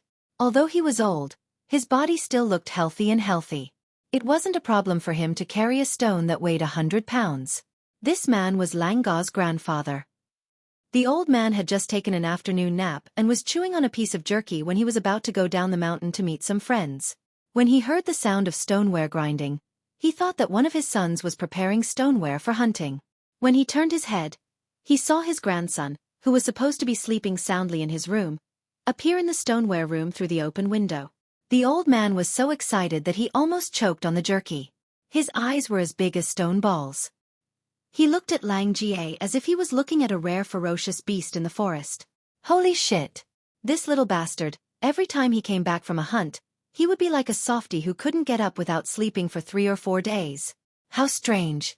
Xiao Xian, who had just been yelled at by Lang Jie, "Don't come out for 3 days," was a little confused. What was wrong with Lang Jie? Did he not wake up and have low blood pressure? Shaking his head, Xiao Xian carried another net bag and walked up the mountain. Mai's place was slightly higher. Chapter 37. As an intermediate totem warrior, Mai held an important position in the hunting team. He had a lot of work to do back in the tribe, so he was not as free as Lang Ga. When Xiao Xian arrived, Mai was assigning patrol tasks to 2 warriors. Xiao Xian waited for the 2 warriors to come out before he went in. Inside the house, Mai was processing the meat he brought back. He only did some preliminary processing during the hunt, so he had to chop them into small pieces and marinate them. He also had to sort them out for other uses. "You're here." Seeing Xiao Xian enter the house, Mai waved his hand and threw a piece of bloody meat the size of a wintermelon to Xiao Xian. "Take it back and eat it. You're a totem warrior now, so you eat a lot. You'll get hungry during training." Many people would reduce their training time when they were short of food. After all, once a totemic warrior started training, they would consume more energy, so naturally, they would need to eat more. Especially for warriors like Xiao Xian who had just awakened, it was the time for them to grow, so they could not lack food. "Thank you, Uncle Mai." Xiao Xian took the meat and handed the net bag to Mai. "This is for you." Mai put down the stone axe and looked at the net bag curiously. "You made it yourself?" "Well, it's definitely not as good as yours, Uncle Mai. But it's still okay." Xiao Xian scratched his head and said. Compared to Lang Ga's stone arrowheads, the ones Xiao Xian gave Mai didn't have as many stone arrowheads. Instead, most of them were spearheads for throwing during hunting. After all, the 2 of them had different responsibilities in the hunting team, so the stone arrowheads they used were naturally different. Mai had heard from Lang Jie that Xiao Xian was learning stone tools from old Ku. But it had not been long, so Mai did not expect to see many exquisite things. Xiao Xian was thoughtful enough to send him something, so he did not want to discourage this kid. Mai smiled and pulled open the net bag, intending to say some words of encouragement. "Actually, you can't rush into crafting stone tools. It's already very good that you're able to do this. In the future." His voice came to an abrupt halt. Mai looked at the well-polished spearheads in the net bag and swallowed back the words of encouragement he was about to say. The sharpened spearhead was the same as Mai's usual spearhead. Its spine was slightly higher, and the blade of the spearhead was also very sharp. The spearhead's blade gathered into a sharp point, and there were no traces of it being beaten.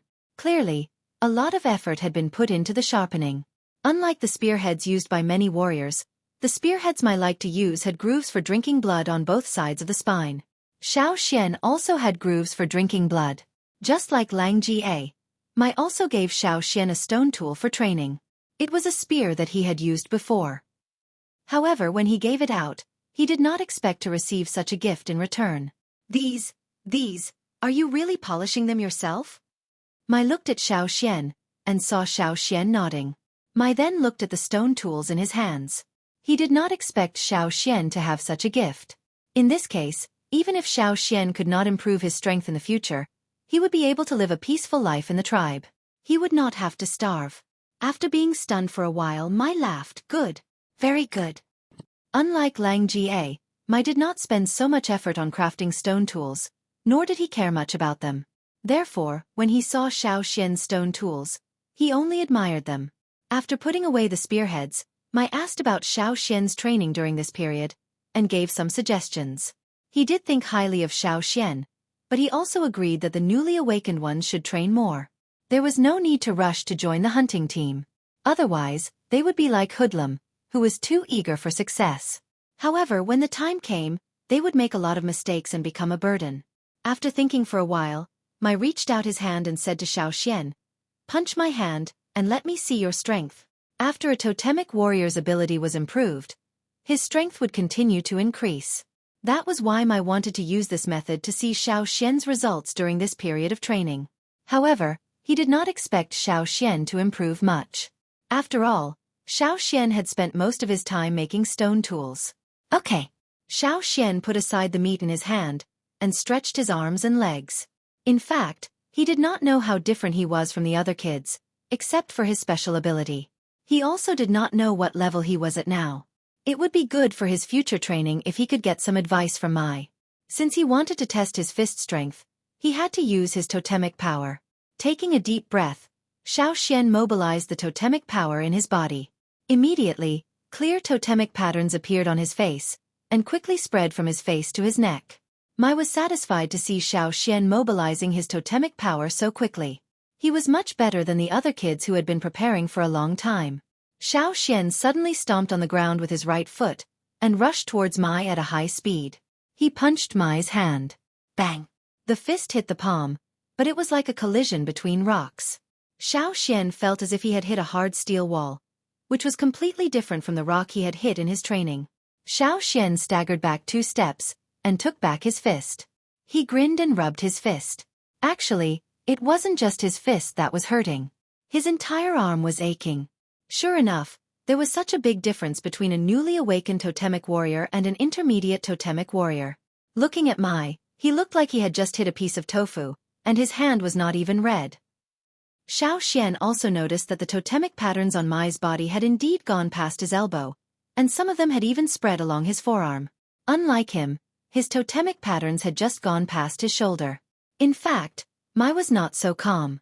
He looked at Xiao in surprise. Compared to the pain in his hand, he had seen the totemic patterns on Xiao's shoulder, but now they had disappeared. He did not know if it was an illusion, but Xiao's punch was indeed stronger than most of the newly awakened totemic warriors. Winter was over, and the weather was getting warmer. The temperature was rising day by day, and he had to train every day. For convenience, Xiao was now wearing a sleeveless animal skin coat, so the totemic patterns on his shoulder were naturally exposed. Maybe Mai did not have old Ku's eyesight, but compared to most people, he was much better. Again. Use all your strength, Mai said to Xiao. Seeing that Mai had other ideas, Xiao did not hesitate. Taking a deep breath, Xiao mobilized the totemic power in his body again. In his mind, the flames wrapped around the horns suddenly grew, and the totemic power was mobilized to the limit. Feeling the surging power flowing through every muscle and every bone, Xiao's mental state reached its peak in an instant. After working on stone tools for so long, his precise control of the totemic power had shown its advantage. He was very familiar with the instantaneous accumulation of power, and he could feel it every day. Every time this happened, Xiao would have a strong sense of confidence. At the same time, the flame patterns on Xiao's body became abnormally bright, and he could almost feel the burning heat of the flames. The moment he exerted force on his leg, the ground trembled slightly. Whoosh! Before the punch arrived, the wind from the punch had already arrived. Although Xiao was only a junior totem warrior who had just awakened, and he hadn't trained his strength to the extreme, the sudden explosion of his fist brought about an unparalleled momentum. Looking at the kid in front of him who only reached his waist, Mai's eyes widened slightly. Bang! A clear cracking sound could be heard. Xiao suddenly felt a sharp pain in his entire arm, as if he was being roasted on a bonfire. The burning pain was endless. Mai's face even stiffened for a moment, but soon returned to normal. However, he was still shocked. He stared at Xiao and did not withdraw his outstretched hand for a long time. Xiao, who was pushed back a few steps by the recoil, waved his arms and made a hissing sound. He didn't expect it to be so painful. Compared to the feeling of the last punch, the difference was not just a little bit. Xian, Mai said with some difficulty. Ah! Xiao waved his arm and looked at Mai. He was not worried about his arm. Even if it was broken, it would heal in a few days. This was the advantage of the tribesman's physique. You go back, and get ready. Hearing Mai's words, Xiao wondered if Mai would tell him not to come out for 3 days, just like Lang Jie did. He continued to look at Mai, waiting for him to continue. Get ready, and go hunting with us next time. Ha!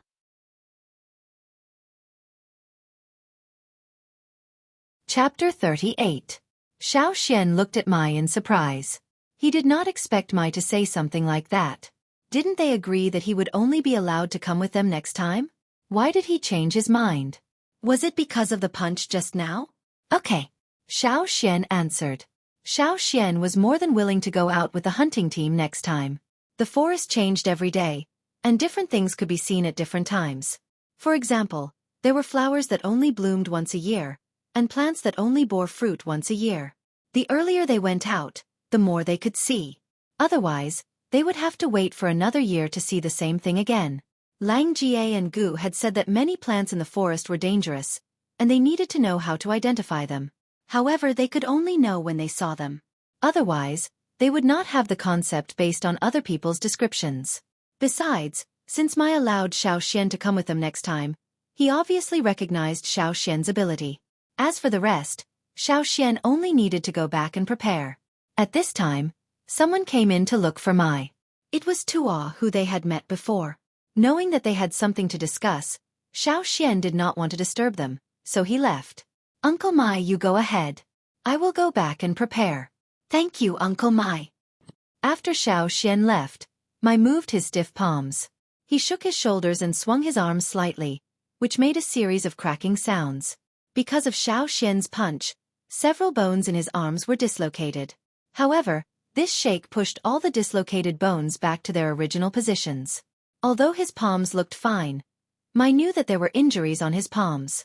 He had underestimated that kid. Mai had planned to comfort and enlighten Xiao so that he could focus on his training. He also planned to give some examples of hunting to Xiao so that he could take him out to hunt next time. However, after feeling Xiao's punch, Mai changed his mind. What did the kid say he was going to prepare? Tuo asked. About the next hunting trip, Mai answered. Tuo was a little dissatisfied. Didn't he say that sharpening the axe will not delay the work of cutting firewood? I thought he was waiting for the next hunt. Did he come to beg you just now? For the sake of the shaman, Tuo's attitude towards Xiao was not bad. However, he did not want to give in when it came to hunting. The hunting that had just ended was an example. Fei's several serious mistakes during the hunting operation almost implicated the others. Mai shook his head. He didn't mention it. I allowed it. Why? Tuo was puzzled. The smile on Mai's face grew wider and wider. Since the blade is almost polished, it's a waste of time to keep sharpening it. Whether it can be sharpened or not, it's impossible to keep cooped up in the tribe. We can only go out and train in the forest. After leaving Mai's residence, Xiao walked briskly down the mountain. Every step he took was huge, but his movement was very small. It looked like he was just floating over the stones. After going down the mountain, Xiao did not immediately go back to his cabin. Caesar went to help the children in the cave to dig out stone worms, so Xiao was not worried. When he came to Old Ke's cabin and was about to shout, he saw the straw curtain at the door being lifted up. An old man with a head full of silver hair strode out. Looking at the old man's face, it was obvious that he was angry. His beard was almost sticking up. Seeing Xiao standing at the door, the old man frowned and looked at Xiao from head to toe. It seemed that he was questioning something. His eyes were like a stone knife that could not wait to cut Xiao a few times. His beard trembled. It seemed that he wanted to say something, but in the end, he only left with a heavy humph. Then he turned around and left. Xiao was confused. Was he a psychopath? Seeing Gu poking his head out at the door, Xiao asked, "Who was that?" After making sure that the old man was far away, Gu laughed and said, "That was Lang Gao's grandfather." That was Lang Gao's grandfather. Just as Lang Jie said, he was a bad-tempered old man. Walking into the cabin, Xiao told old Ku that Mai allowed him to go hunting next time. Gu was surprised with his jaw wide open. Old Ku, on the other hand, seemed to have expected this. He replied with a calm face, and let Xiao go into the inner room to polish the hunting stone tools. The stone tools used for hunting were more demanding and time-consuming than the stone tools used for training. Xiao had a lot of stone tools for training, but only a few for hunting. Half of them were given to old Ku to trade, and the other specially made ones were given to Lang Jie and Mai. Xiao only had 5 fingers left. Xiao did not say much. He took off his animal skin coat and went into the inner room. Gu looked at the straw curtain hanging there as a partition and smiled. Old Ku wanted to hide the girl and teach her by himself. Old Ku did not allow outsiders to enter the house, but there were always some people like Gu who would enter through the window. Of course, there were also some people that old Ku could not stop, such as Lang Gao's grandfather. Old Ku wanted to prevent others from snatching Xiao away. "Hey, old Ku, why do you think they allowed Xian to follow the team in advance?" Gu asked. Old Ku did not say anything. "TCH, if you don't want to answer, then don't answer." Gu walked inside and carefully lifted the straw curtain to look inside. He wanted to see what was different about Xiao compared to before. He could even make Mai, who had always been strict, let him go. After looking for a while, Gu walked back with his chin in his hand. He was shocked as if he saw a carnivore suddenly become a vegetarian. He. Before Gu could say what he had just seen, he saw old Ku holding a white knife and sharpening it. The word "he" was stuck in his mouth. After a while, He stuttered and pointed at the knife that was being sharpened, and then at old Ku. You.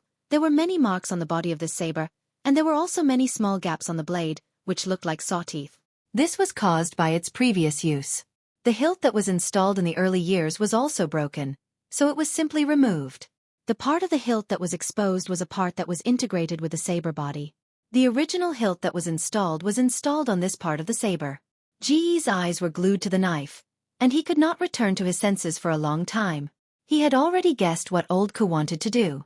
It was also because of this that he was surprised. This was even more shocking than seeing Xiao Xian's totem pattern. When Xiao Xian finished sharpening the stone core and walked out, old Ku was installing the handle on the knife that had already been sharpened. The handle was installed with a kind of resin, which was mixed and melted. Xiao Xian had used this method before. It felt good, much better than wood or rope. Wait for a moment. You can take it back when the handle is done. Old Ku said to Xiao Xian, who was about to leave. Xiao Xian looked at the knife. The knife was wide, and the blade was about 1/2 meter long. The back of the knife was about a finger thick. It was much thicker than many of the stone knives that Xiao Xian had made. Looking at Ji's expression, Xiao Xian knew that this knife was extraordinary. He had never touched the knife, so he could not say anything. However, as he looked at it, he felt a heavy chill coming from the knife, as if it wanted to press people into the ground. What is this? Xiao Xian was puzzled. This is a knife made from the teeth of a ground shell. Gu looked at the knife, his face full of reluctance. He wanted to snatch it and hold it in his arms. This knife had not appeared in front of anyone since old Ku's leg was broken. He had begged old Ku countless times before, but old Ku never agreed. He was not even willing to take it out to see. But now, old Ku was going to give this knife, which symbolized his best days, to Xiao Xian. Gu was envious, but he also knew that in his current situation, he could only be envious. There was no need to think about anything else. Ground shell. It was a ground shell. Even though Xiao Xian had not seen it with his own eyes, he had heard from Lang Jie that it was a giant ferocious beast that lived underground. When hunting, if you met a ground shell, don't even think about throwing stone spears at it. The only thing you could do was to run away. No one wanted to fight a ground shell because they could not win. He had heard so many hunting stories from Lang Jie, but he had never heard of a hunting team fighting against a ground shell. When old Ku handed the knife to Xiao Xian and pushed him out of the door, Gu was still craning his neck to look around. His eyes were glued to the knife. Xiao Xian stood outside the house for a long time with the knife in his arms. It was not obvious, but it weighed at least 200 pounds.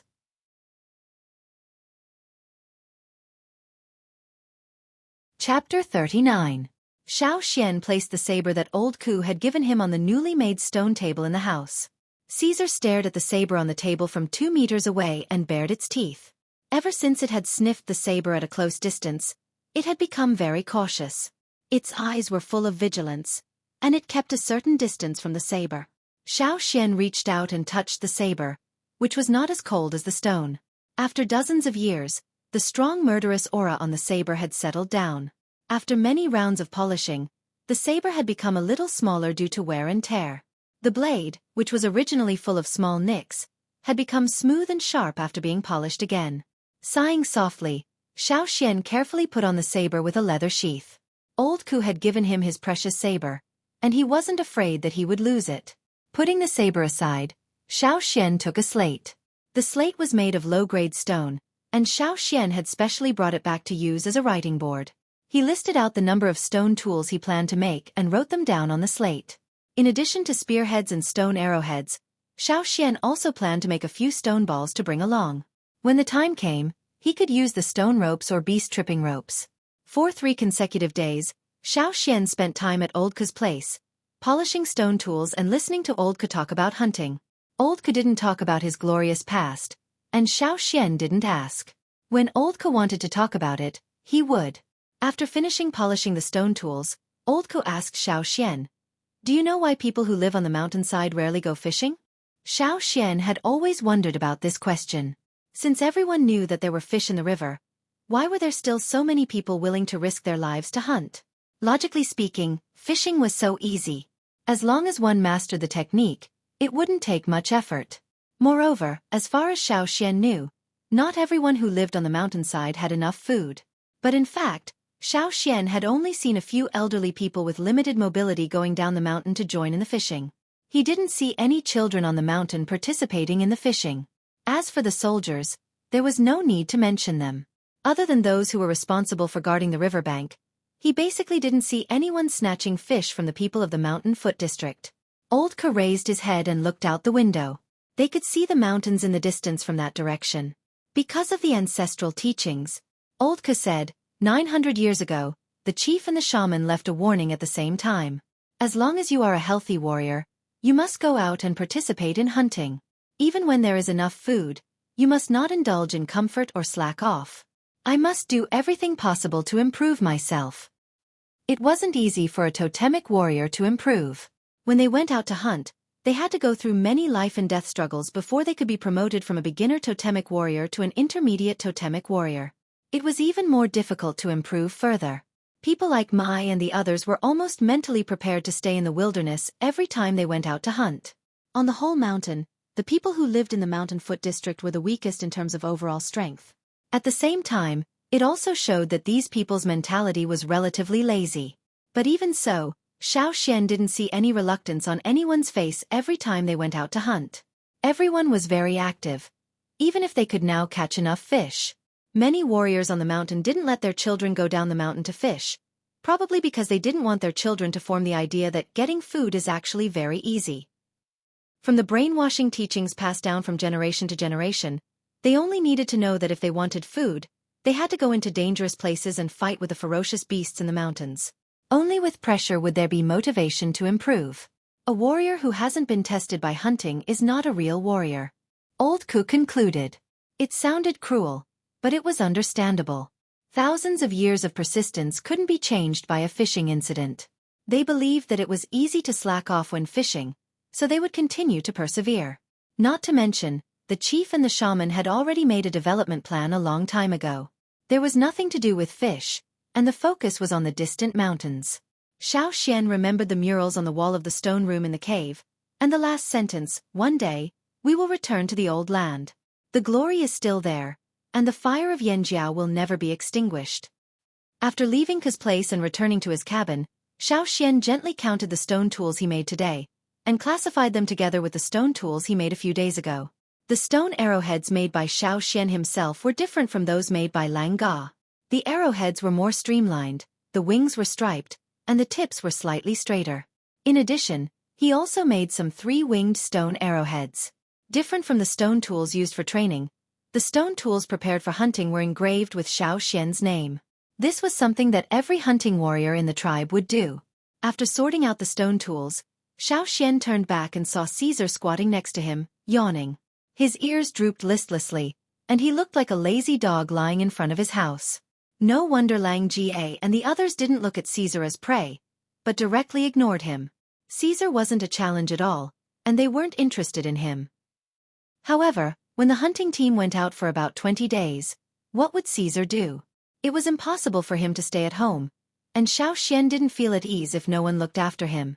Should he send him to the mountain and ask the shaman for help? No, the old faker couldn't take care of anyone when he was busy.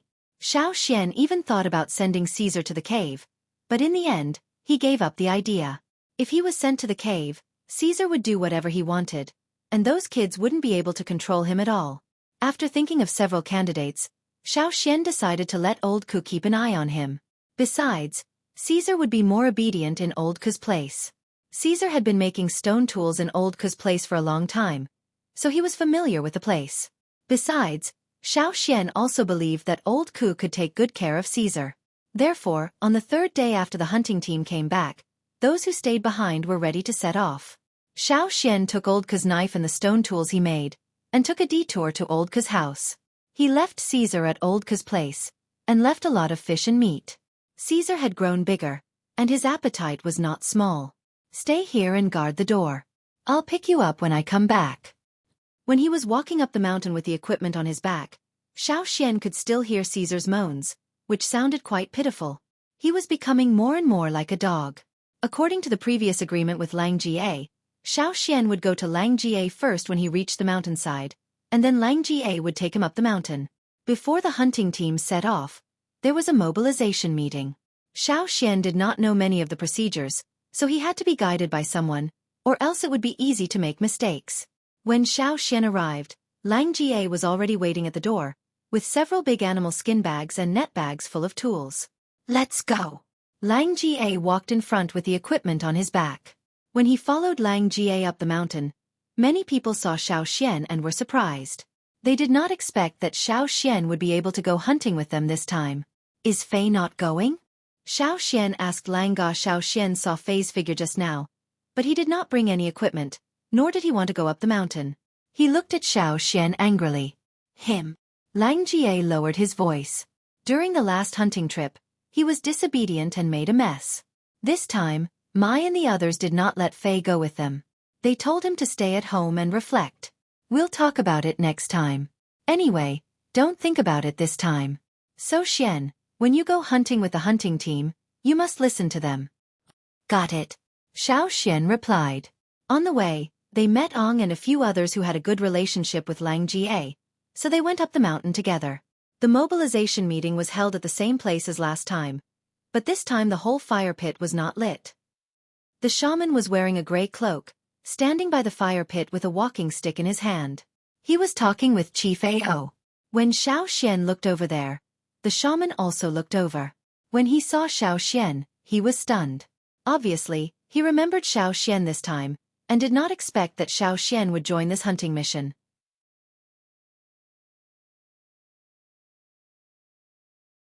Chapter 40. Although confused, the shaman did not ask, but continued with his work. It was not like the scene of 1,000 people worshipping the marquee. Every time there were only about 200 people in the hunting team. The wounded from the previous hunting team would stay in the tribe to recuperate, and those who had to take care of others, were not in good condition, or had other things to do would not be included in the hunting team. Therefore, even if they were all in the same hunting team, the number of people in each hunting team was not always the same. After Lang Jie and the others entered the hunting ground, they consciously stood in their usual positions, and Xiao Xian stood beside them. At the front of the team were several important figures in the hunting team, more than 10 of them, including Mai. The shaman stood beside the fire pit, with a stone bowl in his hand. In the stone bowl, there were some dark green pigments extracted from plants. One by one, the warriors walked over and asked the shaman to draw patterns on their faces. The patterns were similar to the shape of the totem. The shaman was murmuring something while drawing, but Xiao Xian could not hear it clearly. Or perhaps, even if he heard it, he would not understand what it meant. Not everyone in the hunting team could have their faces painted by the shaman. Only the important figures in the hunting team were qualified to have their faces painted by the shaman. At this moment, they looked very serious, as if they were performing some kind of sacred ceremony. Looking at Lang Jie and the others, their eyes were full of envy. They were probably thinking that one day they could stand in front of the team and receive the shaman's blessing before the hunting team set off. Although he had other thoughts, Xiao Xian's face was still as serious as the others, with a little bit of envy. When the 10 or so warriors finished painting and returned to the hunting ground, the solemn atmosphere suddenly relaxed. Under the lead of the chief, they began to sing the hunting song. Unfortunately, Xiao Xian did not know how to sing at all. Xiao Xian had heard the hunting song several times, but he could not master it. He also did not know that the hunting team had to sing it together before the hunting team set off. Damn, it was like not knowing how to sing the national anthem at the flag-raising ceremony. It would be so embarrassing if he said it out loud. But the problem was that in the tribe, the song of hunting was usually taught by parents and elders. Xiao Xian came from the cave, and Xinz was not an original, so he had never paid attention to this. Lang Jie and the others also did not think about this aspect, so they all neglected it. However, Xiao Xian was not a real child after all. He did not know how to play the song of hunting, but he knew how to make up the numbers. Xiao Xian's expression didn't change. He stood there calmly, his mouth opening and closing, but he didn't make a sound. If one didn't pay attention, they wouldn't be able to tell that he was different from the crowd. Since the beginning of the world, our ancestors have been here. When the tribe rose, hunting was the priority. As the spring warmed up, the ice and snow melted. Birds and beasts jumped happily. Birds chirped and beasts roared. Hunters went far away. At first, Xiao Xian thought that the song of hunting would be over after a few lines, but as he waited, he realized that the song was really fucking long. It was like a story, from hunting in spring, to summer, to autumn, and finally ending in winter. Not only was it long, but it also had a fucking tragic ending. It was as if they were going to die. He wondered which master in the tribe wrote this song. Although the song talked a lot about hunting, and warned everyone that hunting in winter was dangerous and they had to be cautious when going out, Xueqi didn't feel that it was inspiring. However, the people present were all red in the face and neck, as if they were on steroids. They even sang the totem patterns on their bodies. They couldn't wait to tear apart ferocious beasts on the spot to vent their excitement. Xueqi really couldn't understand the mentality of these people. Perhaps, this was the difference between outsiders and natives. When Xueqi was singing with his mouth open, the shaman glanced at him several times. Xueqi knew, but he still didn't look away. He followed the example of Lang Jie and the others. When others were excited, he was also excited. When others roared with their spears, he also roared with his spear.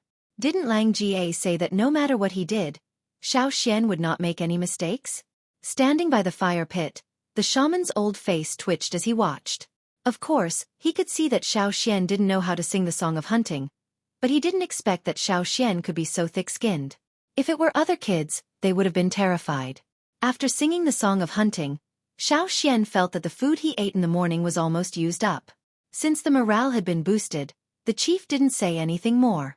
He asked the team leader to lead the team and set off immediately. There was a time plan for going out hunting, or there would be more trouble if they missed the timing. Xueqi moved his feet and followed Lang Ga, feeling someone was looking at him. Xueqi looked over. It was Mao. Mao was surprised. He did not expect that after Fei's accident in the last hunting mission, they would still allow the newly awakened warriors to join the team in advance. In fact, even the few kids who performed well in the last hunting mission might not be allowed to join the team this time. Obviously, Mao didn't consider himself as one of the newly awakened warriors. Xueqi glanced at him and ignored him. In case he made any mistakes, he had to follow Lang Jie closely. How could he have time to stare at that little kid? The hunting team walked down from the top of the mountain. People gathered on both sides of the path of glory to see them off. In this team, only Mao and Xueqi were among the newly awakened warriors this year. Therefore, the two of them were very conspicuous. Many people on the mountain were not familiar with Xueqi. When they saw the kid walking in the team, they realized that the kid in front of them was the one who was awakened in advance during the ritual ceremony. Once again, Xueqi made his presence known. Even those who didn't remember him last time remembered him. If he could follow the team, he must have the ability to do so. The tribe appreciated people with ability very much. As they walked down the mountain, they met more and more familiar faces. They waved their fists at Xueqi, not because they wanted to beat him, but because they wanted to encourage Xueqi. To Xueqi's surprise, the kids in the orphan cave also gathered by the path of glory and joined the team to see them off. They waved their little fists at Xueqi with envy in their eyes. At least they had a conscience. He didn't help them for nothing. Xueqi thought. Xueqi also saw Sai behind the crowd. Sai was carried here by his father. He planned to sleep a little longer in the early morning, but he was carried here to see the hunting team off. He was looking at the passing warriors carelessly, but suddenly he stopped yawning and stared at Xueqi and the team with his eyes wide open. Then he turned his head stiffly to look at his father. As expected, when Sai's father saw Xueqi in the team, he narrowed his eyes and tightened his grip on Sai's hand. He was thinking about how to give Sai more training tasks. Walking down the path of glory, the hunting team sped up. The voices of the crowd gradually faded away until they could no longer be heard. Xueqi carried his equipment and followed closely behind Lang Ga. They were not completely out of the patrol area of the tribe. There was a small piece of flat land in front of them. Once they got out of the flat land, they would be out of the territory of the tribe. Running on the thick grass, Xueqi looked up at the forest on the other side of the flat land. Clouds and mist rose up like steam, hanging in the air and covering a large part of the forest below. It looked oppressive and heavy. A sharp mountain peak showed a corner above the clouds and mist, like a black eye, overlooking the living beings below. Before entering the forest, they had already felt the heaviness as if it was going to bury them alive. Before entering the forest, there was a short rest time, and the leaders would assign tasks. Xueqi took the opportunity to ask Lang Jie, who was arranging the ground bow, "What should I do later?" "You don't have to think about other things," Lang Jie smiled and said. "Just don't fall behind." Xiao Xuanzi's hunting trip began. It's a new week. Please recommend me.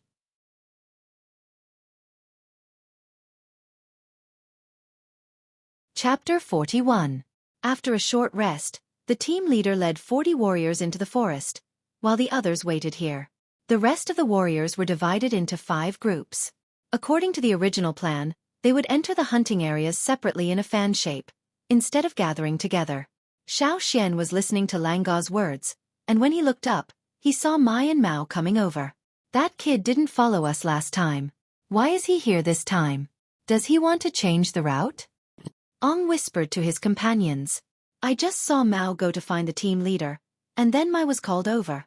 Said Kuei, who had a good relationship with Lang Jie, and Ong Kuei was only a few years older than Xiao Xian, but after the awakening, he became taller. Now he looked not much shorter than Lang Jie and the others.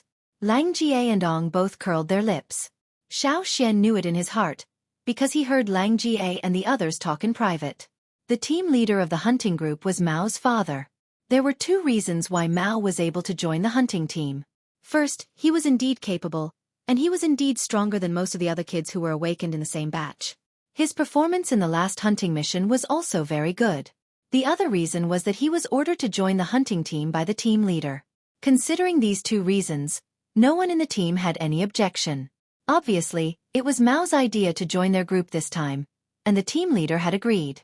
Xian, Mao and you awakened in the same batch, and you 2 are about the same age.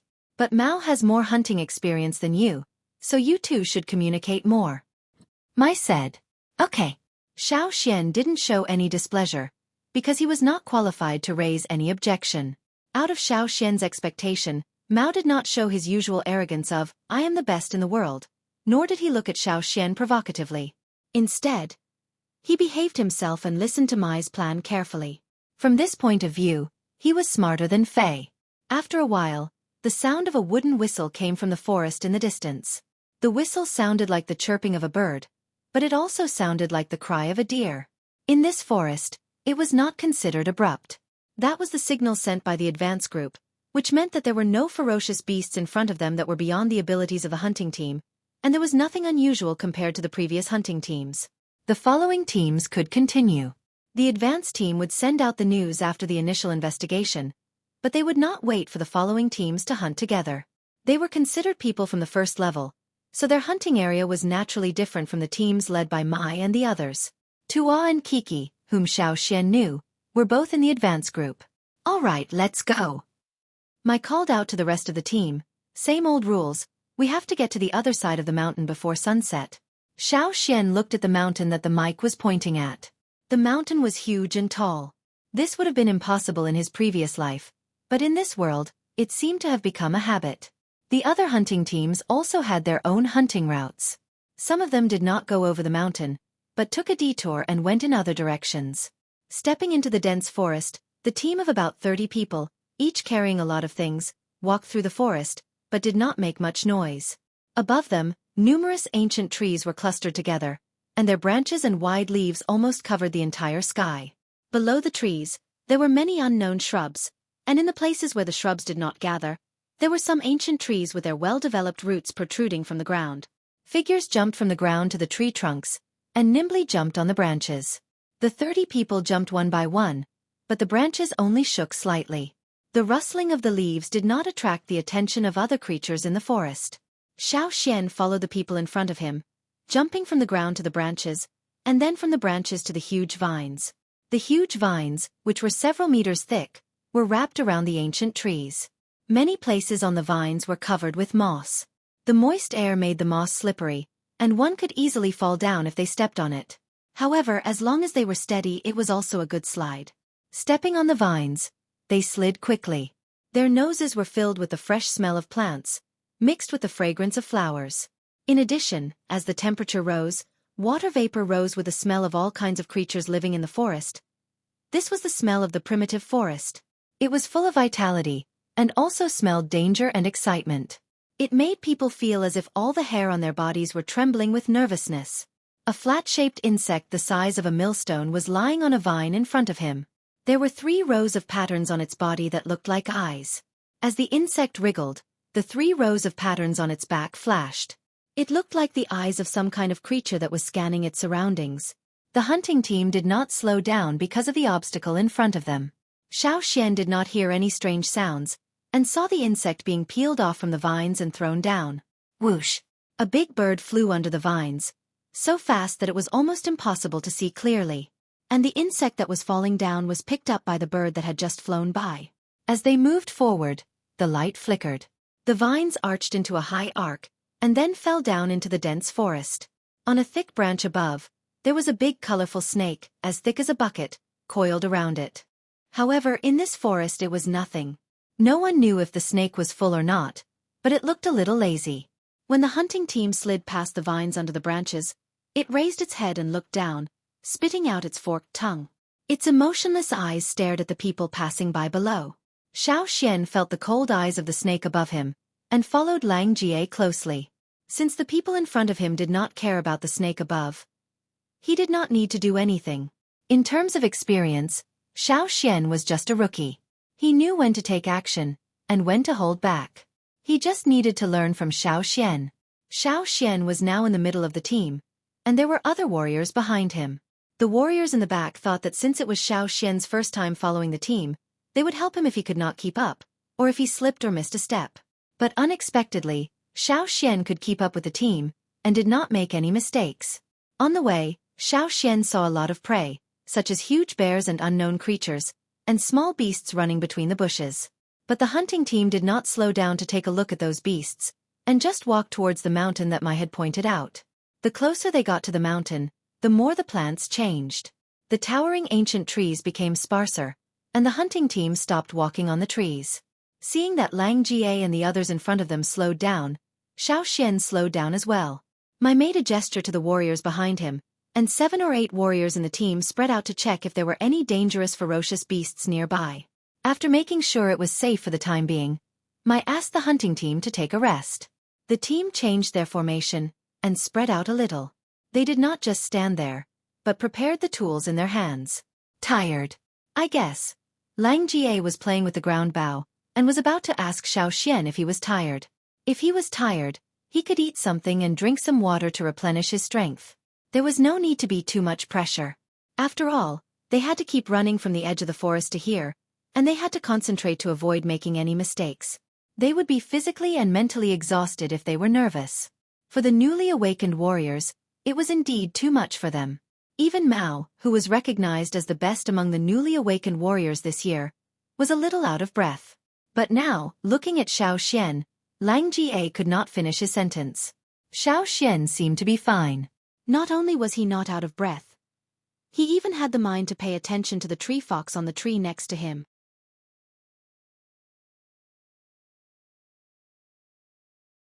Chapter 42.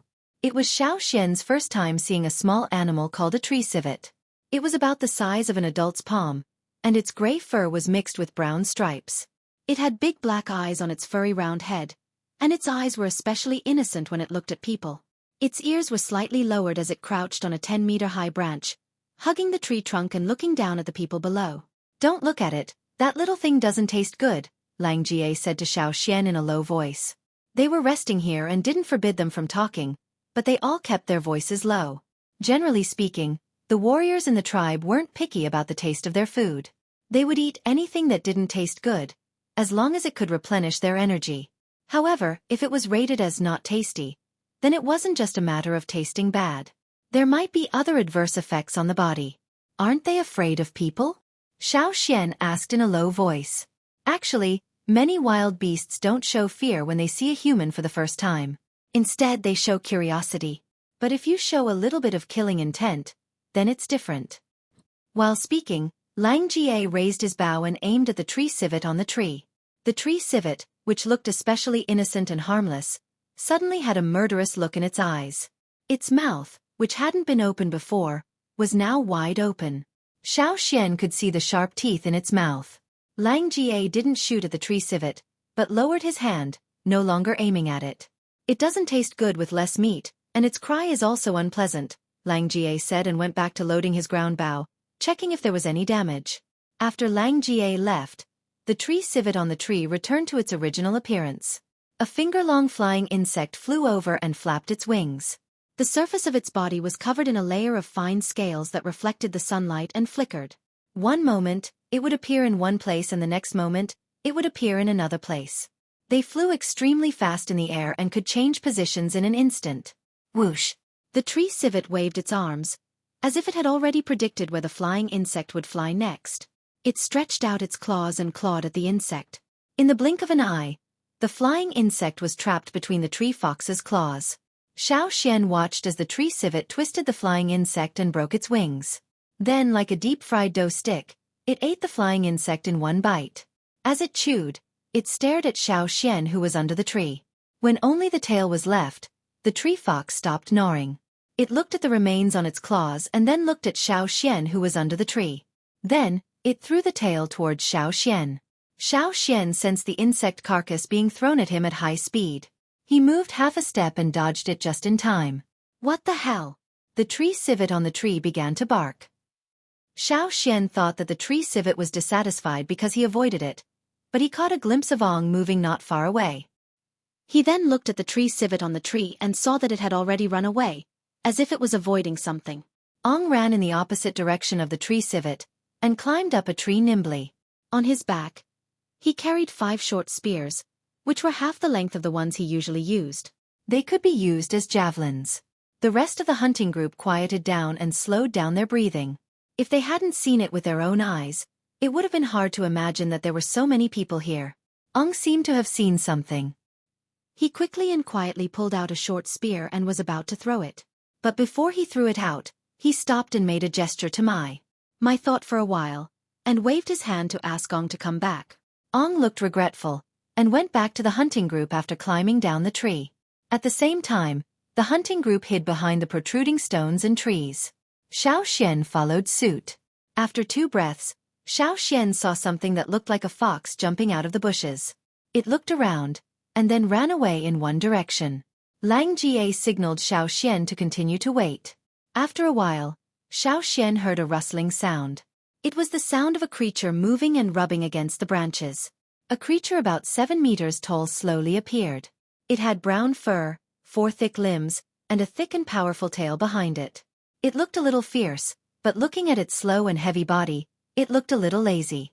It sniffed with its nose, and walked to a few trees. It stood on its hind legs, with its strong tail behind its back, forming a tripod with its feet. After standing up, it exposed its front claws, which were like sickles, and hooked the trees in front of it. It easily cut off branches and leaves from the trees, as if it was cutting wheat. It was an animal that ate leaves as its main food. But judging from Mai's behavior, Xueqi also knew that this big guy was not easy to deal with. Thinking back to the hunting stories he had heard before, this big guy in front of him should be a giant clawed beast. In Xueqi's eyes, this giant clawed beast was already very big, but in fact, this one was not yet an adult. An adult giant clawed beast was even bigger. Moreover, giant clawed beasts only looked heavy and lazy, but when they were threatened, they reacted quickly. Their huge claws could easily uproot trees. In fact, giant clawed beasts were also on the hunting list of the hunting team, but Mai did not send anyone to hunt them now.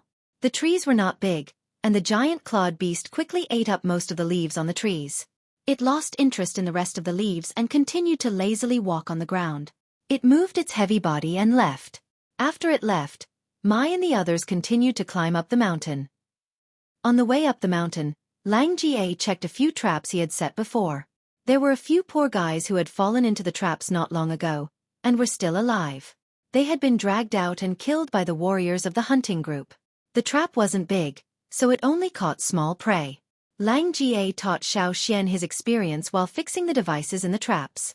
Pointing at the warriors who were dealing with the prey, Lang Jie said to Xueqi, "After you catch the prey, you have to check whether they are sick or not. Like the one we caught just now, its eyes had changed color, and its body was bald. When the meat was cut open, the blood had a strange smell. Even if that prey is still alive, it won't live long. If we eat it, we will end up the same as it." The warriors who were in charge of dealing with the prey had neatly skinned it, cut out its internal organs, and packed them into pieces. They even smeared some grass juice on the bags, probably to cover the smell. Mai led the hunting team to climb up the mountain, so they did not hunt many large beasts. The environment at the top of the mountain was not as mild as below. The snowy peak was shining under Yongguang's gaze, and they could clearly see the large basin on the other side of the mountain. Finally, before the sun set, the hunting team climbed over the mountain and arrived at a cave on the mountainside. This was the hunting team's stronghold, and they would spend the night here. With a cave to spend the night, it was naturally easier. After a tense journey, they could finally rest, and the warriors relaxed a little. There used to be a cave bear living in this cave. Later, our hunting team killed that cave bear, so we took over this place. Lang Jie told Xiao Xian about the origin of this cave. Alright, Lang Jie. What kind of trouble did Hoodlum get himself into during the last hunting mission? Xiao Xian asked. The smile on Lang Ga's face suddenly disappeared, and he sighed. He leaned closer to Xiao Xian and complained in a low voice. That little bastard could have gotten himself into any trouble. But why did he have to get himself into trouble with the thorn-black wind? The thorn-black wind did not refer to any kind of wild beast, but was a general term used by the people in the tribe for those predators who liked to lurk.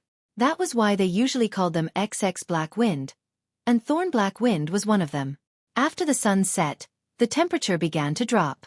The entrance of the cave was blocked by a huge rock, and the cold wind poured in through the gap. But there were many people in the cave, so it was still warm. If he looked outside the cave, Xiao Xian could see the 2 crescent moons gradually appearing in the night sky.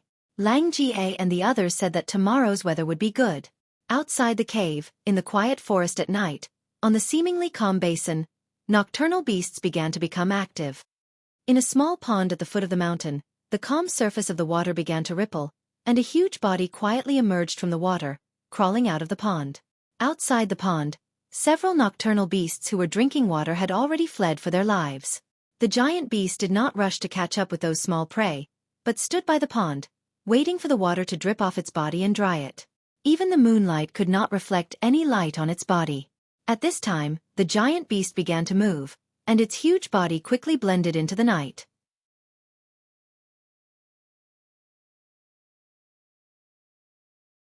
Chapter 43. At dawn, after a night's rest, the people in the cave had recovered their energy and were counting the equipment they were going to bring out later. They brought a lot of stone tools from the tribe.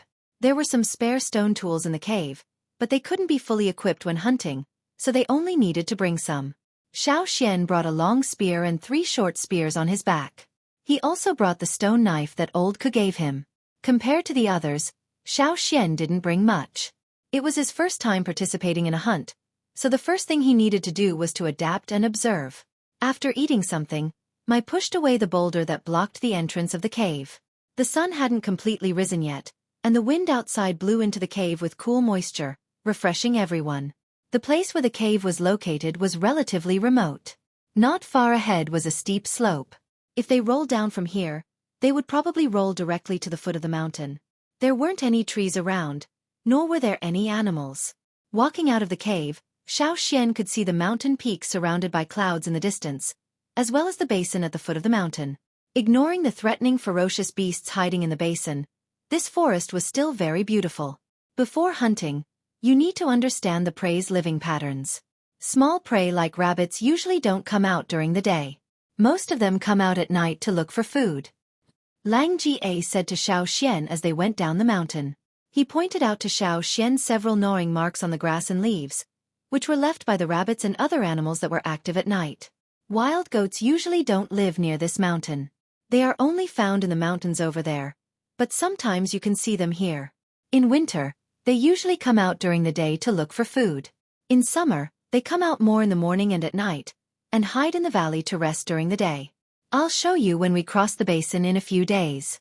There are also some small prey that like to move around the edge of the forest. During the day, they usually hide in the bushes and under the trees on the mountainside. They only come out to look for food in the morning and at dusk. Xiao Xian listened carefully to Lang Ga's words and memorized them in his mind. This was the knowledge that he had to know to survive in this place. Only by understanding the living habits of the prey could they be targeted and increase their efficiency. In addition, when looking for prey, you can first carefully check the traces, such as fresh scratches on the trees, clear footprints on the ground, and so on, which means that prey has been here recently. Generally speaking, as long as you don't wantonly destroy the surrounding forest environment, the beasts may still follow the same old path.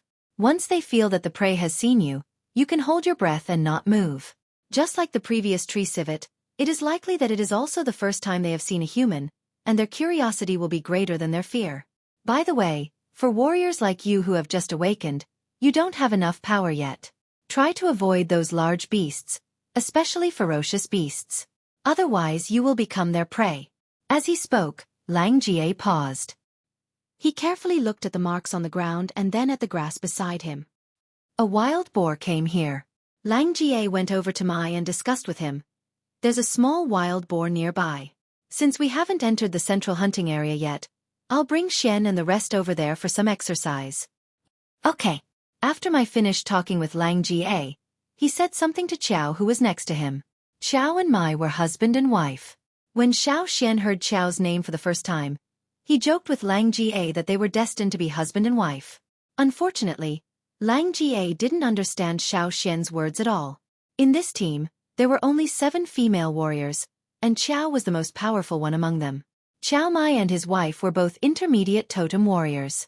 In the past, when they went hunting, they would each take 10 people to hunt separately, and then they would meet up again after the hunt. According to the action plan discussed with Mai Zhao, Qiao left with a team to track the giant horned deer. Mai continued to lead the rest of the team along the original route. Lang Jie, you and Ong go to find that wild boar. I'll go over there with the others. Don't go too far. Got it. Lang Jie had set traps in many places on the mountain, including rope traps, falling stone traps, and sharp knife traps. Lang Jie pointed them out to Xiao Xian one by one, so that he wouldn't fall into them. Soon, Lang Jie found the wild boar's trace. He asked Xiao Xian and Mao to wait here, and he went to drive the wild boar over. Xiao Xian stood on a tree, carefully observing the surroundings. Although Mai and Lang Jie said that there were no large beasts around, he still had to be careful of some insects and snakes. The sound of the wild boar came from not far away, and it was approaching. Obviously, Lang Ga's driving worked, and the wild boar didn't run to other directions.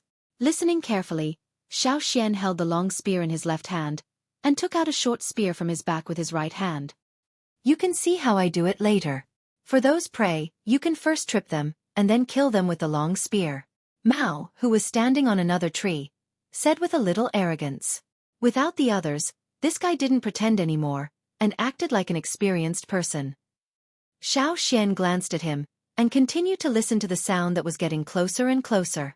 Lang Jie and Mai both said that it was a small wild boar, but from the sound, Xiao Xian didn't feel that it was small at all. The wild boar that rushed out of the bush was at least 400 pounds. At first glance, it looked like a bear. But obviously, such a size could only get the word small from Lang Jie and the others. The wild boar rushed very fast. The wild boar seemed to realize that there was an ambush here, so it turned around. Xiao Xian quickly chased after it, and Mao, who was on another tree, ran in front of Xiao Xian. Whoosh! A short spear shot towards the wild boar like an arrow leaving the bow. Whoosh! The spear head went straight into the ground, and the body of the spear passed by the wild boar. The wild boar's reaction was really fast, but after the first spear was shot, the second spear also arrived. Suddenly, there was an ear-piercing squeal in the forest. The second spear was stuck in its neck, and half of the spear head went in. The wild boar screamed, and rushed to a big tree with the spear in its body.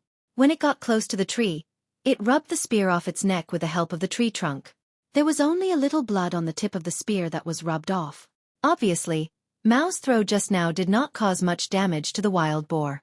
Mao was annoyed that he did not get the spear after throwing twice in a row. He was eager to show off just now, so he did not take the opportunity to throw the spear 3 times in a row. He held the third spear in his hand and continued to chase. He did not find any movement from Xiao Xian behind him, and thought, even if I missed, I will not miss next time. The guy behind me is not as good as me. For many people who were hunting for the first time, even if they had heard the hunting stories and had a solid foundation in theory, they would find that they did not have time to think when they really went into battle. Therefore, the people who were hunting for the first time were either too impatient to take the opportunity to shoot, or they felt that they could not find the best opportunity to shoot, so they kept waiting, and finally found that the opportunity had been missed. Therefore, in Mao's opinion, although he did not take the opportunity to shoot, at least he hit the target once. It was better than Xiao Xian, who did not shoot for a long time. After being stabbed, the wild boar did not slow down. Instead, It ran even faster than before, as if it was going all out. Just when Mao was about to shoot, he heard a quick whoosh sound behind him, and the next moment, the spearhead was inserted into the ground. Just now, the spear almost brushed against the front hoof of the wild boar, and the handle was slanted in front of the front hoof of the wild boar. Apparently, the wild boar did not expect to be stopped like this. It did not stop running forward, and was tripped by the spear. Before it could react, the second spear came, and it happened to be in front of the raised front hoof of the wild boar. The wooden handle of the spear was broken by the wild boar's strong momentum, and the wild boar was also tripped by the two spears. It rolled on the ground, and when it was about to get up, a figure jumped up from a nearby tree and rushed over. The spear was like a shooting star, falling straight from the sky, and pierced into the wild boar's neck, which was the spot where the skin was hurt just now. An ear-piercing screech was heard, louder than before, and it hurt people's ears. Xueqi did not pull the spear out immediately. Instead, he gripped the spear and exerted more force. Puff! The spearhead almost pierced through the wild boar's neck, and the wild boar's howling stopped abruptly. Only its four hooves were still struggling, but it was too weak to fight back. You're tuning in to the Xueqi's Martial Arts Saga YouTube channel. Don't forget to subscribe and join us on this journey to catch the most captivating stories.